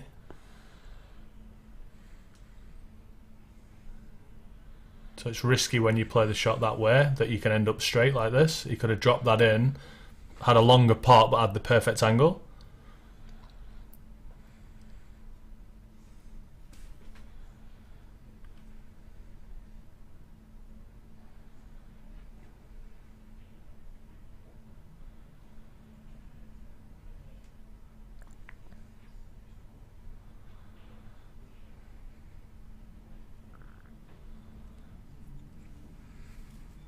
Doesn't want to snooker himself.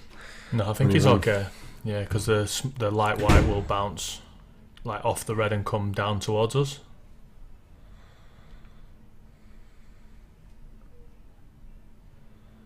Just taking his insurance ball away, so he's got to play this well, and he has done. Yeah. That's not bad. Good shot. So it's just 100% into the pot here. Doesn't have to do anything with the white. Doesn't have to worry about the red. Oh.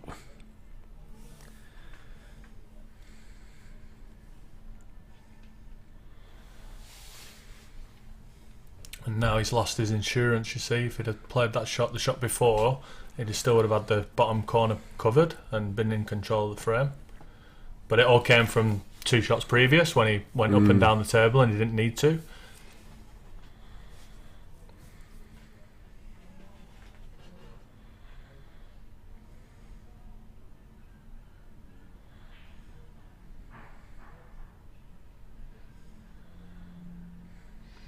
Going to see a snooker.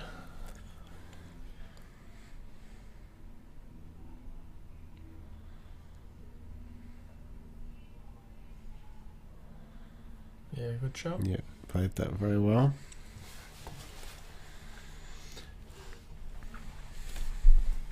So are all the winners' side games finished now?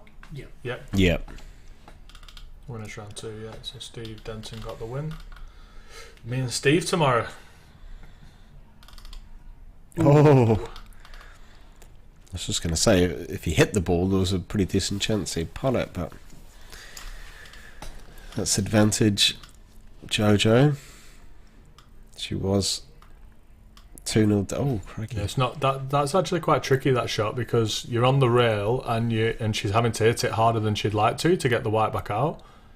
So if you just catch it off centre of the white, because you're queuing off the rail like down on the small white, you can throw it off slightly.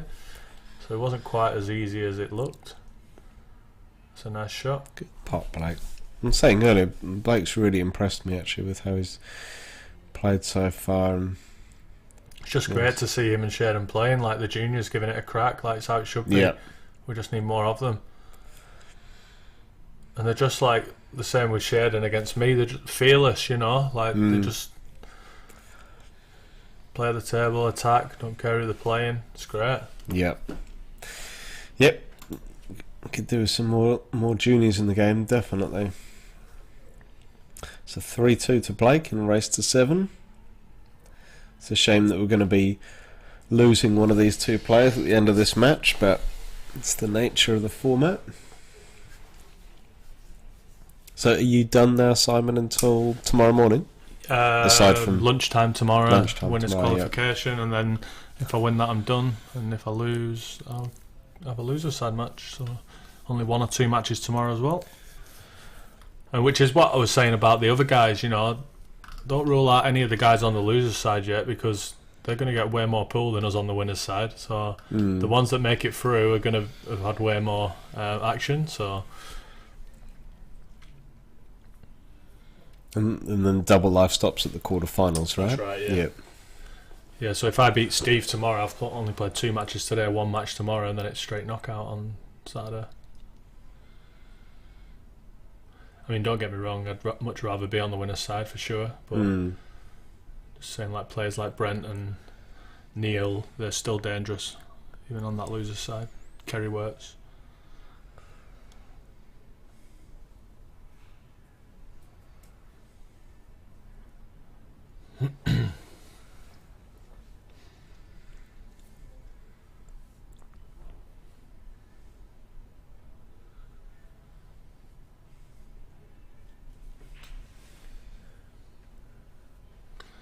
So this is just another example of like switching of the games in Clubs New Zealand rules. He's looking at it now, but he sort of looked like he potted like 3 balls and not really had a plan of how he's going to open this ball up. He's played it good. So you see, if he'd have had his balls up the table still that he's got rid of, he would have landed on a red there. But he's got rid of them. He didn't need to. So he should have looked to try and get on that, extract that ball earlier.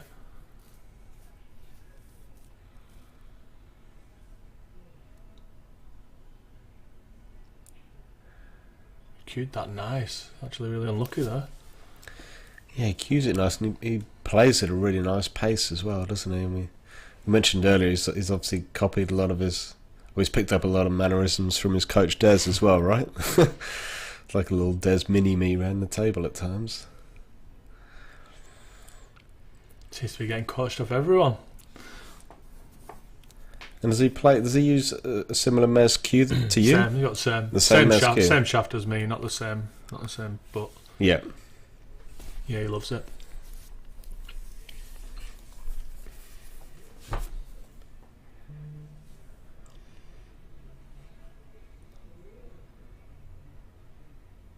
Nice shot from Giorgio.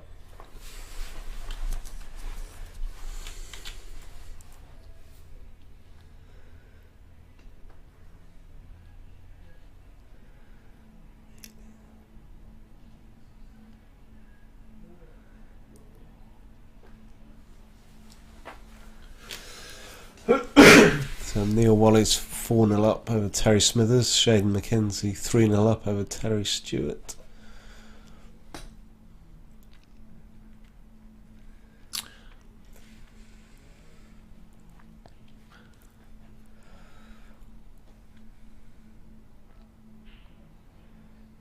We do have another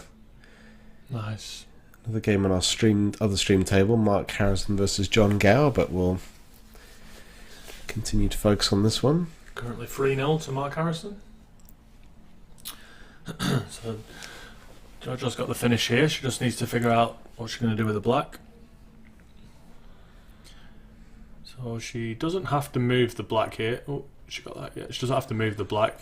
She'll use the yellow over the middle as her last ball, just to drop in behind, and the black goes in the left corner or the middle.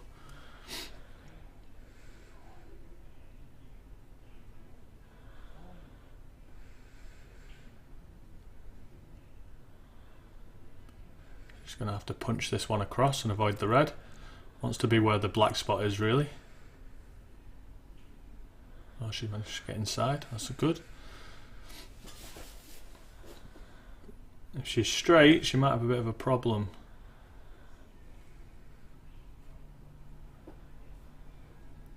I find with these small cue balls, you can really dig into them and get some serious backspin though, can't you? So that could be an option. Yes, but if the white's going to come off the rail, off the side rail and below the 8, she's got quite a narrow window to land in to get on the right angle. See, is she short? Just far enough, I think. She's just gone far enough. You see what I mean? If she was a little bit short there, she's running away from where the 8 is, and the 8 obviously only goes in them 2 pockets. So she's going to have a more difficult 8 here than if she'd have run further. She's okay, I think.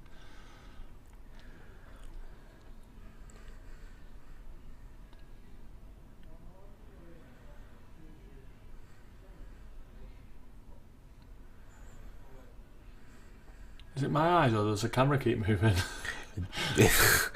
I think is it when people walk past and they just nudge it? Yeah. Cue this in. Oh! Jojo. Unfortunately, it's the nature of the way we use that. What an opportunity for Blake now. The camera on the other one's actually screwed to the wall. Is it? Or the... So you're aiming for the black spot here. Give yourself options.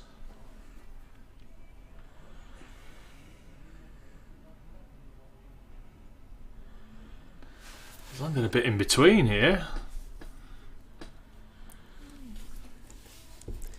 Well, I'd be going for the one on the left and just sort of top through it, and just bring the cue ball for the red in the middle. back. That makes it Yeah. harder to get on the black though, unless you're going to go for the double, which you could do. It's a good option. I think he So has to go for the double now. So just a stop shot here, because then that way you can play the double and leave the white on the bottom rail.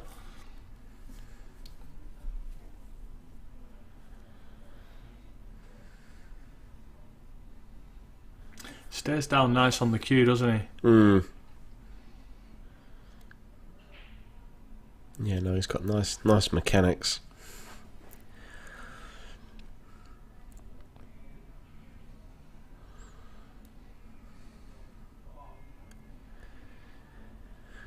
Well, he had a chance, but couldn't convert it. If she plays this plain ball, he might get close to that middle pocket, be flirting with it. Might just hit above the centre. Oh,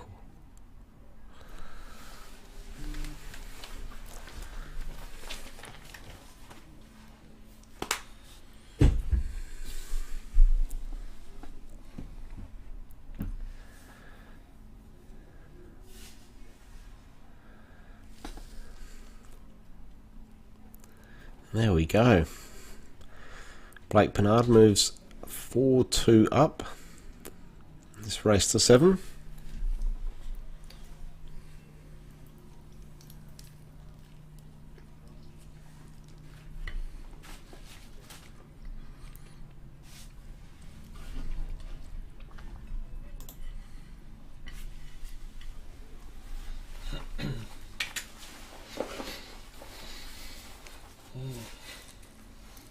Daniel Cole 4-3 on Lionel Galbraith now.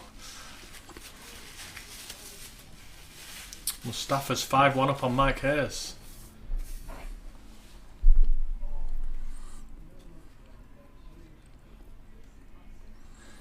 Neil Worley 6-0. Terry Smithers. It's not the losers round 2 draw you want, is it?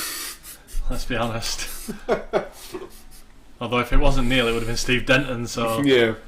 yeah, it was always going to be an issue where Steve Denton and Kerry Wirtz popped up in the draw with them not having any ranking points. Yeah, you got to feel sorry for Terry, haven't you?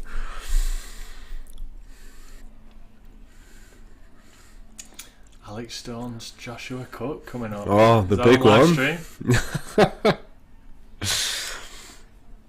Hopefully Josh will have had about 15 beers by that point. No, he's a really good bloke, Josh. I had a chat with him earlier, and he's just...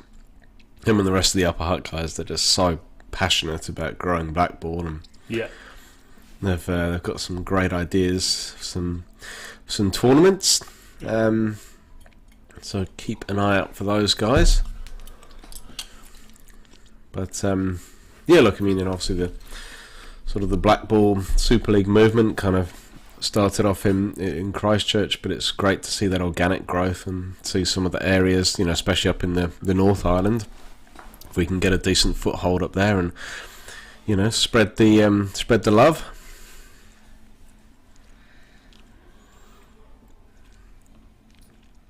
Yeah, just take time, slow process.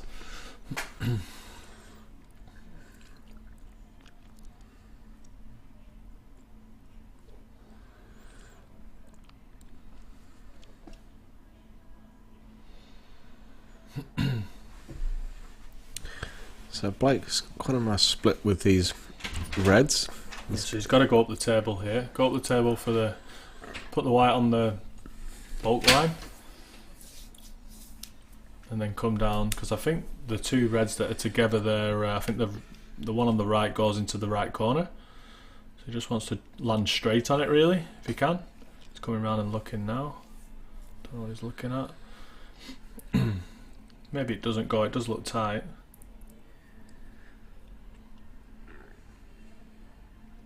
Yeah, it must not go, or he hasn't looked. So we might have to try and punch this one in and come in behind for the red in the middle. Bit of luck. Yeah, it's a good kiss. Oh, a very nice result. Yeah, so these situations here are just about picking the balls in the right order and staying on the right side. So like all he has to do here is put the one in the right and land straight. So he's looking on the inside. He wants to screw back here, screw back, land dead straight, and then it's just free dead straight stop shots. Mm.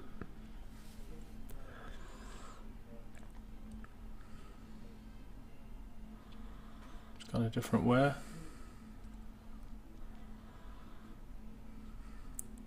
Well, I think he tried to put some side on and it just didn't really connect, Yeah, did I it? don't know where he was, because even if he lands on this red, where his cue is now, to the bottom left, then he's running into the other red. He's relying on a bit of luck.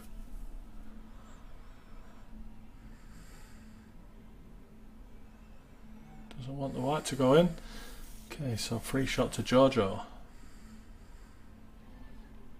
So Jojo doesn't have to rush this. She doesn't have to clear in one visit.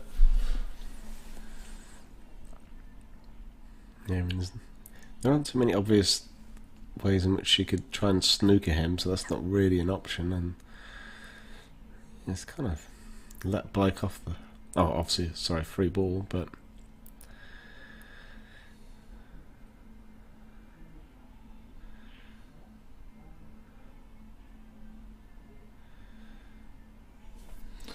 Yeah, this is not easy. Those reds are issues for Jojo.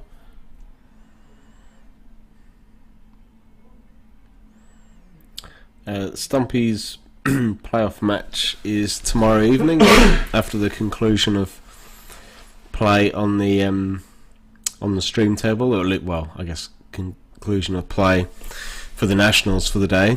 So it'll probably be, we're thinking 7-8 o'clock, and then we'll do the live draw after the qualifying playoff match between Stumpy and Jojo. I'm not sure if we'll have as many people watching tomorrow night for that final as we had last night, because the All Blacks are playing tomorrow. I think some people might rather watch the All Blacks lose again rather than watch Stumpy lose. Yeah. I think it's in Christchurch, isn't it, as well? Is it? Yeah. That's a good shot. Well, good part. She actually got a bit lucky there, that the way that the reds have landed, so it takes a bit of pressure off this pot if she decides to go off to the top right corner.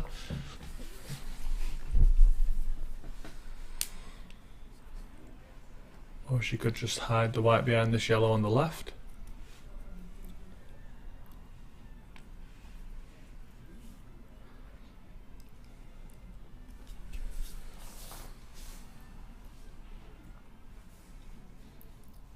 I think this is just rolled this one in. It's almost a free shot. That's it. Good shot. Yeah, forgot about that. We've got to do the draw tomorrow night. I know, yeah. I haven't really thought too much about how we'll Balls out of a hat. So show it. The what, sorry? Balls out of a hat. Yeah, like the old FA Cup draw. Mm. Those are the days. It's been a good match, this one, so far. I've really enjoyed it. Both players attacking, playing at a good pace. It's really what you want. I like that from Jojo there as well. She's backing her potting, you know. She's just not tried to overcomplicate that by trying to screw back for an easier black. It's like just roll it in, leave yourself a shot, and just back yourself to pot it. It just shows good confidence. How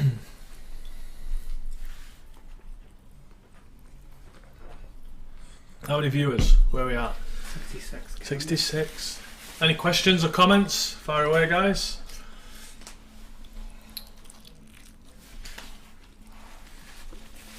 Neil Worley and Sheridan McKenzie both are through. They won 7-0 against Terry Smithers and Terry Stewart. Not really any, we haven't had any updates on any of the other scores. Camellia Cook won one with Sarah Tinkler, just started.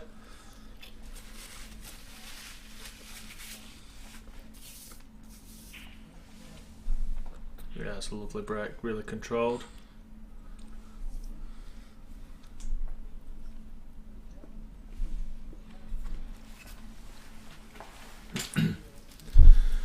Okay, right, let's have a look. How's he going to pick this finish?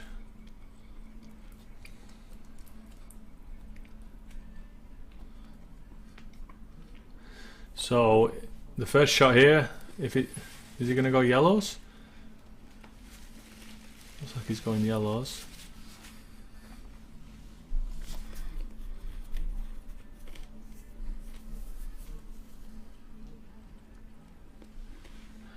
No, Mike didn't pull out of his second game, although it looks like he's playing as I wish he had. He's currently 5-1 down to Mustafa.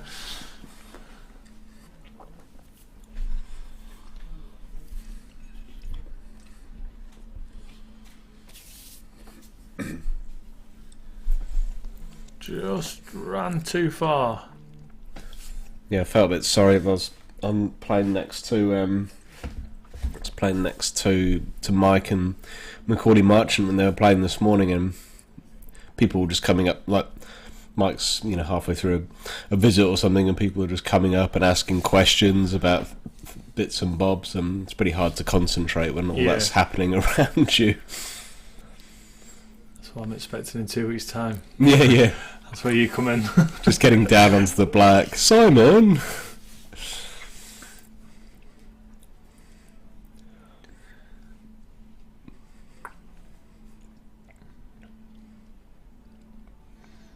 Okay. What's she going to do here? Drop this in and play the red in the middle? Oh, that's very nice. That's a great shot. That's an absolute cracker. What a great game this has been so far. She's got a bit of angle. She can actually take the black into the bottom right, so she doesn't have to do anything too fancy. Just depends on how straight she is.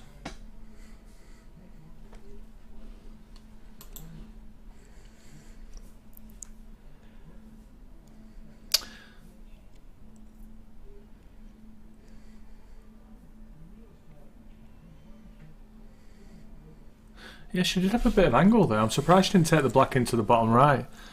She's got a few questions coming through. So if you don't get one off the break, you get another shot. No, you still need to make one off the break.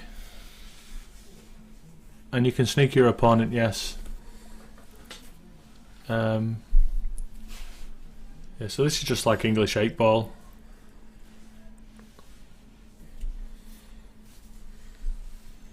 So you make a ball off the break, and then there's no nominating. You just you can just hit a red onto a yellow or a yellow onto a red, and whichever one you pot, you're on. Is she worried about this cue ball? I guess she's digging into it, so it shouldn't be going in off or going anywhere near that bottom pocket, really, should it? Yeah, good shot. Good shot. How many ladies are playing? Definitely 3 ladies. Camellia, Jojo, Sarah. Tinkler. I can't think of any others. Yeah. We're a little bit short on the ladies this year. We've normally got a few. Celia Mason and Claire Shanahan usually plays. Oh, yeah. Claire goes pretty good with the reds and yellows. So it is probably a bit of a disappointing turnout for the ladies. Daniel Collins. No Tara Jackson.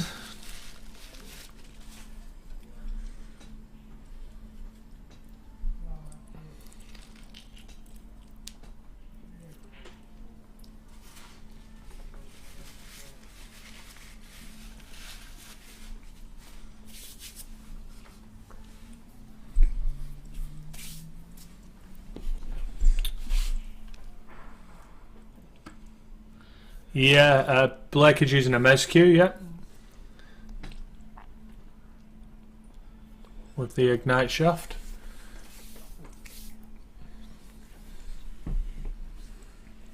$1,000 to buy, just the shaft. And there's about another 3-month waiting list. So. Yeah.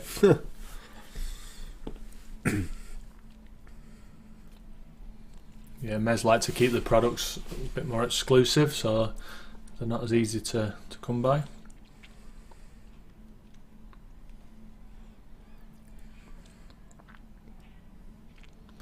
So they're not like a Predator or some of the more mass-produced cues. Yeah, that's why they're better quality. I think Georgia missed that because I think she tried to play it off the yellow.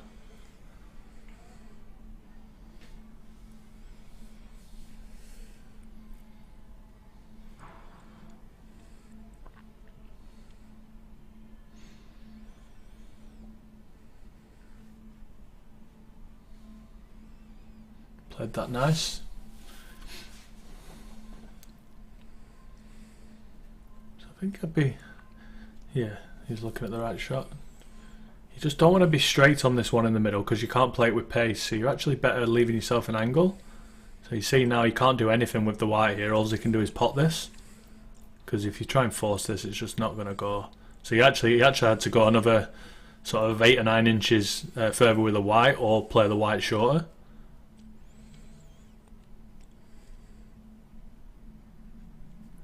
You see, if that had gone in, he doesn't have much of a shot.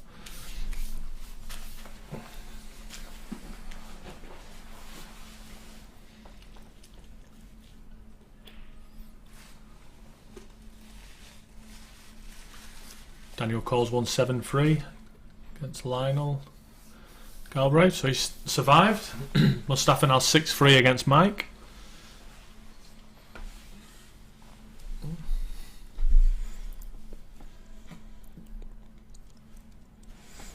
Daniel must have been playing pretty well because Lionel's sharp. He's been playing very well at Interclub the last few weeks.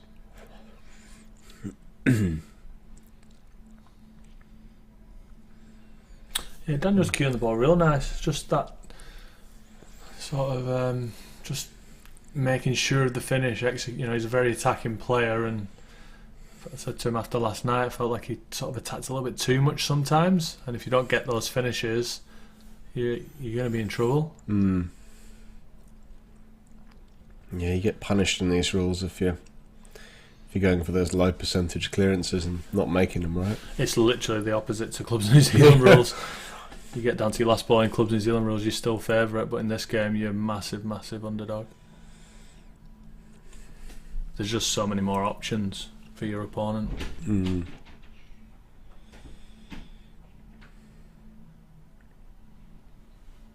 So that's a good shot. You can just flick this black out now, but he's got to be careful because I don't know where he wants to put the black to. He only wants to move it a couple of inches. He might have to take the double on the other yellow after that.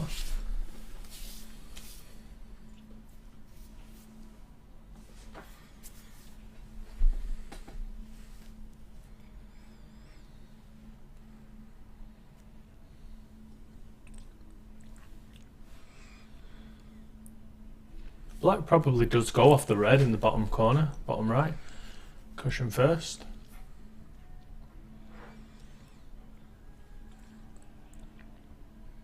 Oh, wow, good shot. Unlucky there.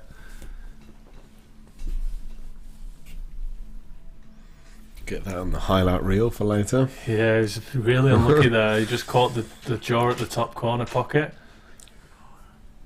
So he's just got to play this into the cushion first. Oh yes, please. Yes, definitely.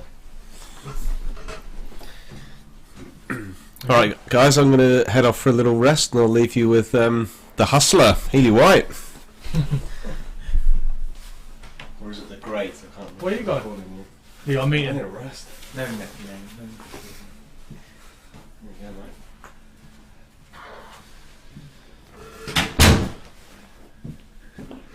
G'day everyone. 60 odd viewers, mate. Pick up tomorrow on the weekend again, I'd say. Well, they're not at work. Some of them will be at work. Yeah. That's what I normally do when I'm working if something's on live.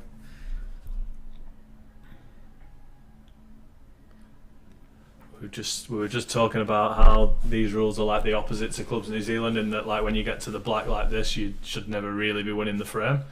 And in Clubs New Zealand, sometimes you're still favourite. Yeah, so you need to clear up when you attack. when you attack. Yeah.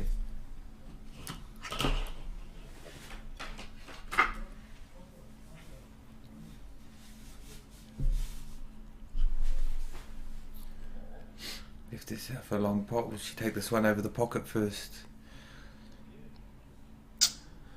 She'll probably take that one over the pocket, can't she? Naturally coming back to where she needs to be.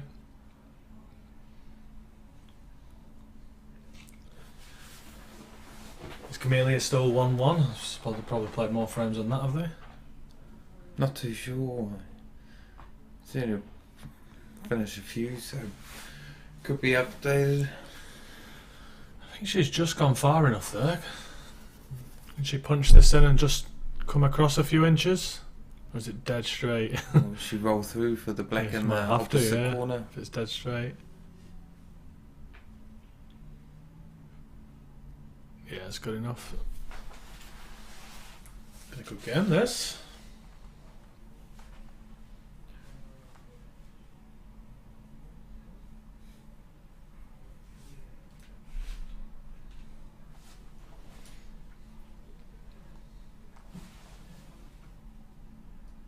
No. No. Blake's chance to go run up again. 5-4. Blake Bernard. Is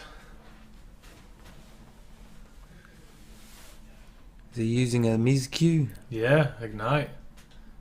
Terrible. Any questions for Healy in the chat? Keep him PG. Is this the chat here? Yeah. So how'd you go today? Alright. You played John Gower first and then... Yeah, and then Stumpy. Oh, yeah. Oh, yeah, you made quick work of that, eh? So 8-1? 8-1, yeah. Yeah, played solid in that match. Played much better than compared to when I played John. I was playing alright, but just too patchy. I was a bit consistent throughout the Stumpy's match. Yeah, I was saying to Alex that we was talking about players like Brent Wells and Kerry Works being in the losers side, and I was saying that it can actually be, obviously you've got to get through, but it can be an advantage because they're going to get a hell of a lot more pool between now and Sunday than we are. Yeah, or they might lose their life and be gone home. That's why I say you'd rather be in our position on the winner's side, but it doesn't mean that, you know, if we make it through to Sunday and we're playing someone from the loser's side, it's going to be difficult, you know. So I don't know how this one's working, but for when we get to the quarters, is it all start at the same day, or is there pre-matches? Sunday, yeah. So it's Yeah. all so it's straight knockout on the Sunday quarterfinals. So we've basically got 2 chances now to make the quarterfinals on Sunday. So if you win your first game tomorrow, that's you done for the day. Yeah, and then Whereas- if you lose one more to get back in. Yeah. But obviously these other guys are going to be battling it out now for 2 days to try and make that Saturday. So these players that are switching whiteboard all the time, like your Brent Wells and stuff, it might not be the end of the world, although it can sometimes feel like that if you're on the loser's side, but it can be a bit of an advantage. Yeah, But you run the risk of obviously not making it to Sunday. once you're on the loser's side, it just gives that little bit extra pinch of pressure as well. So some of the better players that are in there sort of brings out their game as well. Or sometimes the opposite way around. So is that Jordan Scott? Carbon fibre Q's a yuck. Yeah, I never really got used to the carbon fibres. I've tried all of them. Have you tried the Ignite? Yeah. Yeah. Yeah. Because I really didn't like the Revo shaft. Like I tried that originally and the sound was just like, this is horrible.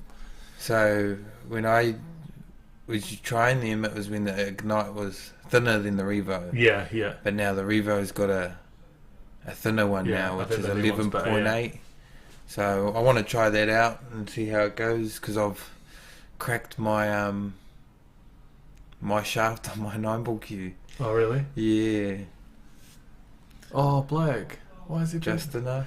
It is, but why don't you try and cue through that and... Push the white through. Yeah. He's taken these well so far, though. Looks like he might run into that yellow at the top Yeah, there. he's definitely running away from his work, so... Yeah, just... He's taking everything in the right order here, just a little careless with a white ball. One good pot here, Yeah. stop shot. Cue this well, cue through the ball.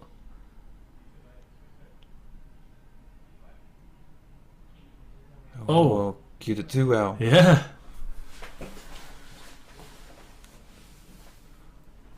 It's a little too high on the white. So Jojo with a free shot here. Big chance. Hoping to clear up, make it 5-all. That's not the best shot, but should bring that white in between those two now, possibly.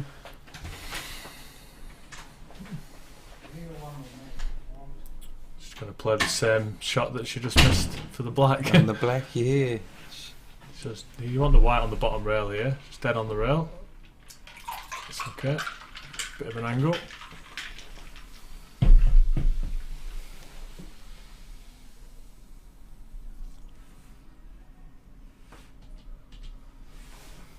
Run the one in the middle for this one down here. Can you nominate? You don't have to nominate anything. You can play. The only thing you can't do on a free shot is pot the black, but you can do anything else apart from, don't pot the black, don't pot the white, and you have to hit a rail. So you can play the black onto any other ball, but if the black goes down at any point, then it's frame over. Q-tech make it. Yeah, the Q-tech one's pretty good as well.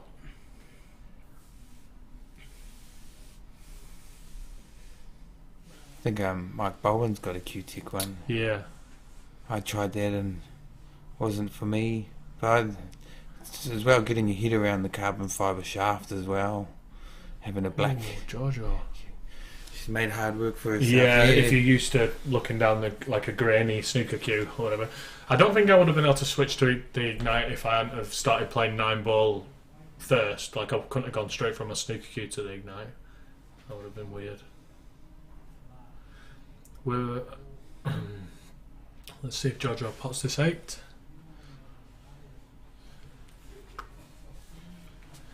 She looks like she's queuing. Wouldn't you go to the left here? I'll be going the way she's going. Would you? Yeah. Just like that. Nice. Great shot. It's sort of like the black ball respot that Yeah, looking at might happen the champions of champions. Yeah, if it gets to a shootout stage. So that's if it's 2-2 in sets and 2-2 in the final one. If it's 2-2 in the deciding set, then there's no deciding frame. It'll be a shootout, five shots each. Black on the spot, penalty shootout. Yeah, I had a wee try of it at home and missed every shot. With that pressure as well. Yeah. I just like you're in the semi-final and it's like $2,000 shootout. But that's what we want. We want a bit of excitement, put the players under pressure. Let's just not have a shootout, eh? Okay, so I'm not sure what you mean with a snooker on the black. Can you nominate the black? I'm not sure what that means. Say you're on your last colour and the black is over the pocket. Can you play a skill shot? Yes, you can. As long as your ball drops. If you play your last red onto the black and they both drop, you win. If your red doesn't drop, then you lose because the black doesn't get respotted. And you still have to hit your ball first too. Yeah, you always have to hit your ball first, yeah. But it doesn't matter which order the balls go in.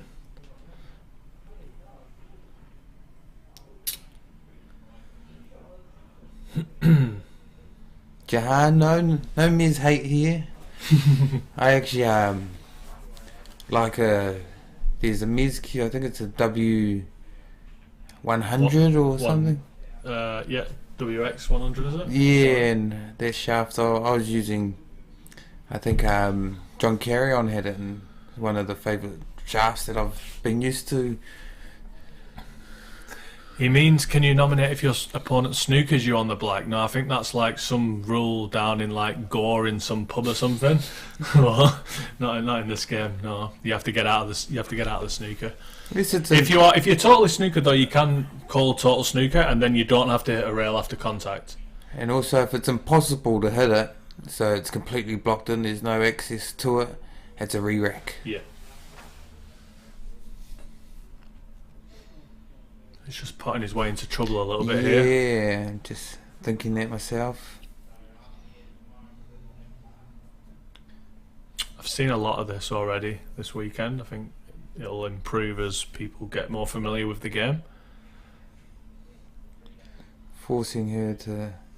Might be a 3-ball plant here. It's not a bad shot though, actually, because he's forcing Giorgio to clear the problem ball, you know, for himself. She could play it in a way that she can screw back and play the 3-ball plant and leave the white in the middle of the table to only give Blake a plant, possibly. Yeah. And if it's not a dead set plant that on the left, is it? Though? No. It's pretty difficult using the other yellow. She's got to hit the left side of the first yellow to move it over. I think I'd be almost tempted to just go up the table off the top rail and just hit the other yellow. Yeah. Just turn it off. Yeah, and just leave. Just to leave this yellow in there. Yeah, see, now she's just left him the finish. She fell in the trap.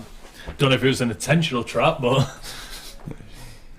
So you could cut this one over the pocket and try go through the gap. Possibly. It's just that black. yeah, the black's the issue. I think the other option is to drop this in the middle and then play the bottom red and just stun into the black. Not sure about that. I think that's what he was trying, just come short there. Yeah. He's still got an angle here and he could kiss the black, but who knows where that'll go. Can he punch it in off the yellow?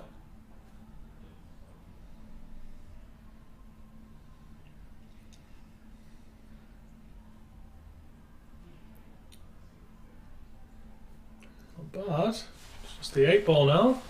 He could tap this red in and then play that black into the two yellows and squeeze through the gap.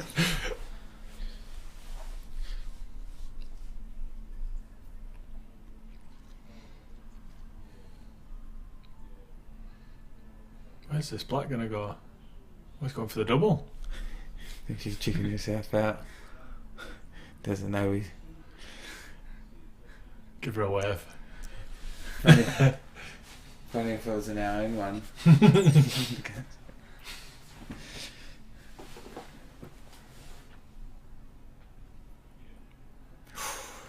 Second prize.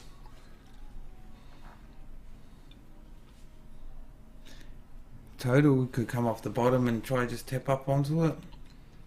I think I'd just be hitting and hoping here and try and pot it because he's in trouble.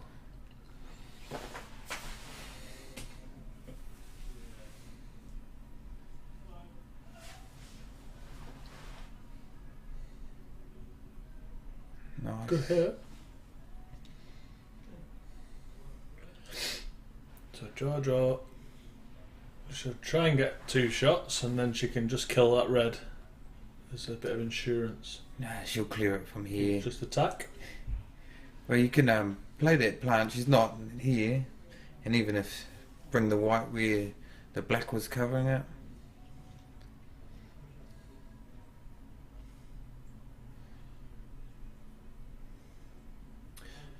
Mia's gone 3-1 up over Sarah Tinkler. Mustafa Gull beat Mike Hayes 7-5. I seen him. He must have been 6-3 up or something, and he missed quite a easy black. And I was like, oh, that could be a turning point in the match. Mustafa.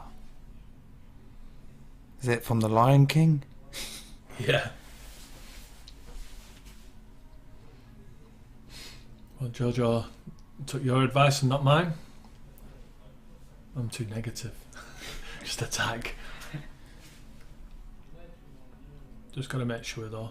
Leave the right angles. Yeah, I like getting the 2 shots, but when your ball's in the open, Yeah. I like to get it if I have a difficult ball that I can use that free shot to get it out the way. Ooh. Still in the box yeah, seat I was here. going to say, well, I was right all along. But Yeah. but I don't think that was intentional. Can he see this, or is he coming No, off the I don't think cushion? you can see it. I mean, this is now that option where he could play the shot you said earlier and touch up to it because there's a bit more value in it because it'd be a bit harder for Giorgio to get out of it, but it's such a tough shot. You'd have to be dead perfect. You could maybe do a little swerve and pot it in the corner, run back up. He's coming off the bottom cushion though. But yeah, I mean, even if that goes in, it's unlikely that he's going to be on a... No, that's not. It's not the too worst result, bad, is yeah. it? Because it's... She's got a jack up looks here. like it looks easy. You know, it looks easy from here, but this white ball's a bit hard to control at this angle. You're getting the posi on the next yellow. She might just have to play it into one of the corners next.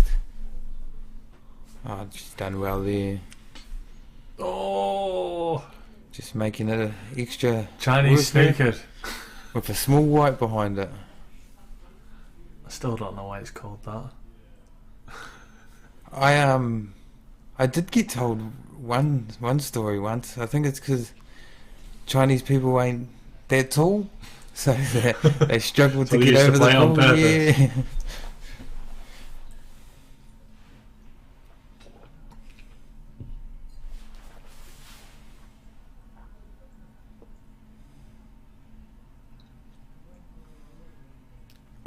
Oh, she made it. Like it went going into me then. I agree. Looking from the thing.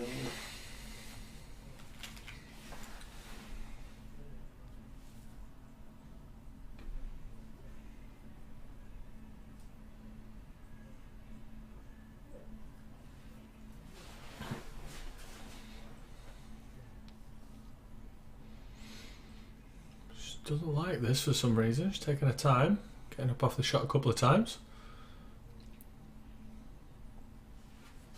It's not a bad thing though. You're not comfortable on the shot. She's reached the hill. 6-5. What do you reckon? Are we looking at a deciding frame? Hope so. You hope so? Yeah, just for the viewers.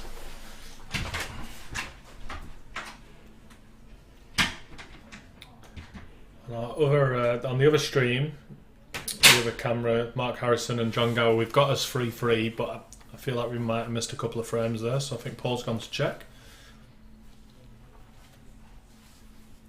Oh, what table was that one set up on?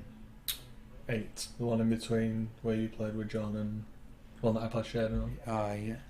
Were you streaming then? No, it's not streaming. It's just you can't watch it anywhere right now, but it's just an option to switch over to like if this is finished, Yeah, yeah. like a plan B. Oh. Because it's not. Yeah. Oh, that's unlucky. It kicked in. So free shot here. Yeah. So that is. It's crucial in this game not to going off on the break. I think if you're playing one of the top players and you're going off on the break, they're probably going to clear. Would you say like 8 times out of 10, 7 times out of 10? Yeah, Because Jojo has a free shot here. She can do anything she wants. You also can't establish a set on a free shot. So Jojo could have potted a yellow there, and then she can still go reds. So what if so I had one with Stumpy. I broke in off and the black went in as well. So it's a re-rack. yeah, But I fouled on the break. I think you just go again. I don't think the foul counts. Yeah. And yeah, that's what we done. Yeah. But I sort of think that saved myself there, and the ball's away Yeah. open. Yeah, it is. Matt Fisher did it twice against me, and I cleared both times. Shaden as well. So like So I'm 4 out of 4 clearances on going in off, because you just have you can literally do anything. You can just, if reds are better, but there's that one yellow over the pocket, you can just get rid of the yellow first. You know, you can just knock the black out into the open. You can do anything. So she's just a bit unlucky there. She's just overhit that by about 6 inches. Needs one good positional shot here. I say pot this one over the corner and try fit through the gap. Yeah, can you pick that gap off? We have to go off the rail first, though, eh? Yeah. White off the rail. So pot the yellow, white off the rail, and then in between the free reds. Even screw up the side rail. It's not an easy shot. Can she screw dead straight back? Like through the line that she's on now? Like, is she straight enough on this yellow? Is she playing top? Why did she just... Oh yeah, that's okay. That's actually a good shot, because if you can't get the position or you're not sure, then keep your soldiers on the battlefield.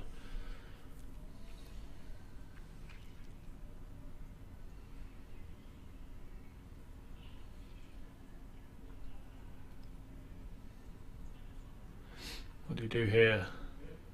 Yeah, he's got a few options, but it's a hard start. He's looking at playing one of these ones into the top corner. There's also the one by the black that goes into the middle. But I feel like he has to play a pot here, because there's no real... He's leaving Jojo a finish no matter where he puts the white, isn't he, really? There's no easy safe, so... With He the almost- ball over the he- pocket there yeah. too, easier to get down. So he almost has to at least pot the first shot, and then he might have a better safety option. Has he It played looks this good. hard It enough? looks good. Is it going to reach? Yes. That's a great shot. It's a really good shot. He could play a skill shot here if he wants to.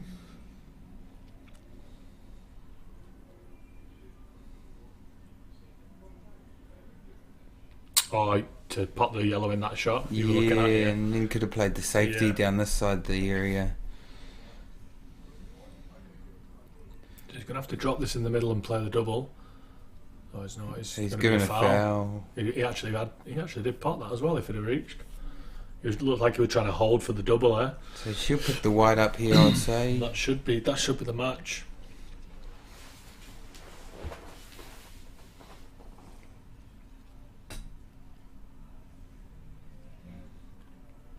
How's it, motorcar? Hope the health's all good. Recently, I think he's been in hospital, hasn't he? Yeah, I saw something on Facebook. Yeah, hopefully you're doing well.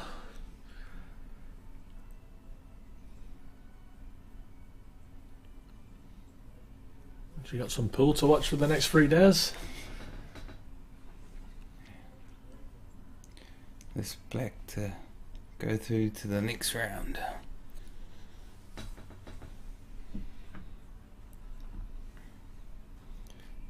She'll play Mustafa. Again, Giorgio just making sure, not quite feeling comfortable, getting up off the shot. Nice, and that's the win for Giorgio. Well played, Blake. A little bit unlucky there, played really well. Getting better all the time. So we're going to switch over to John Gower getting on the hill. Mark Harrison. Is Mark local? Is Mark Christchurch? I believe so, because he's wearing a cashmere shirt. That doesn't mean anything. I used to wear a Stickman one.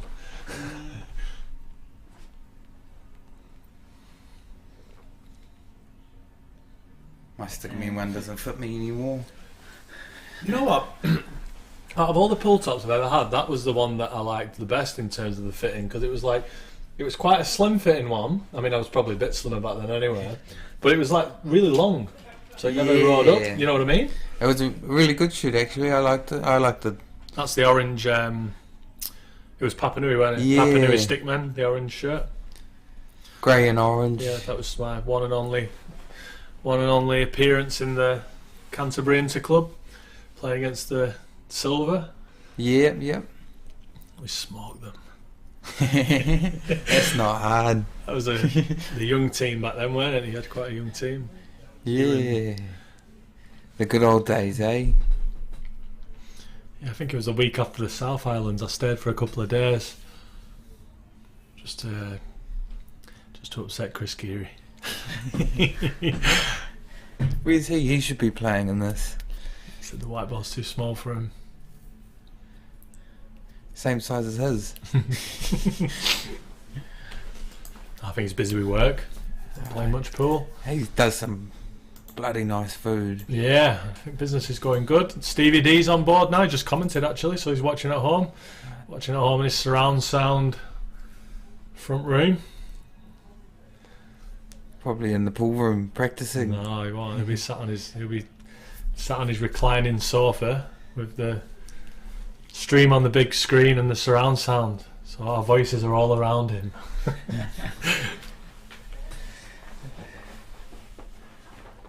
Yeah, I've had Chris Geary's. Is it Smoke and Barrel? Yeah, I yeah. think it's called. I had a feed from him one time. He done. We were working on one of the pool players' houses, and he happened to do the feed there, and amazing. Nice. Yeah, waiting for him to come down to Queenstown just before COVID hit. He had a few events locked in to come down and do the food for, and then obviously COVID put a stop to that.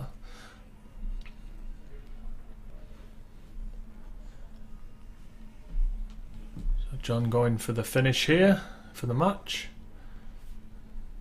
Pretty tricky though. Yeah, Tried to sort of pick that gap. it was a difficult spot to land into to get onto that yellow. Your partner Camellia 5-1 up over Sarah Tinkler. That's a foul. Now I see he can. What John's done there is actually brought out another one of his balls. So Mark here only have one difficult shot that he can get out now.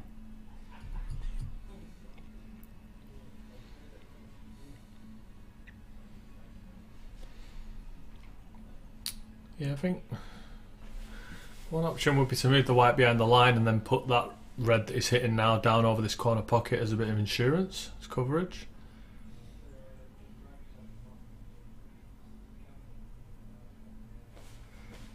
A meat bomb. Put an order in for us. Send it to the Richmond Club. A couple of meat bombs for me and Healy. It'll be nice, thank you. Yeah.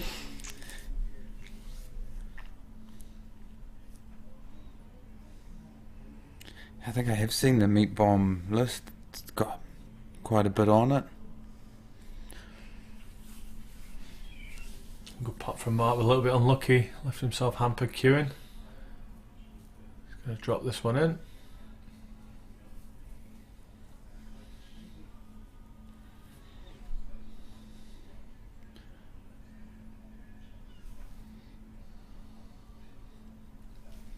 The only other game live that we've not mentioned is Dion Perrott and Gary Alderson. 4-1 to Gary Alderson.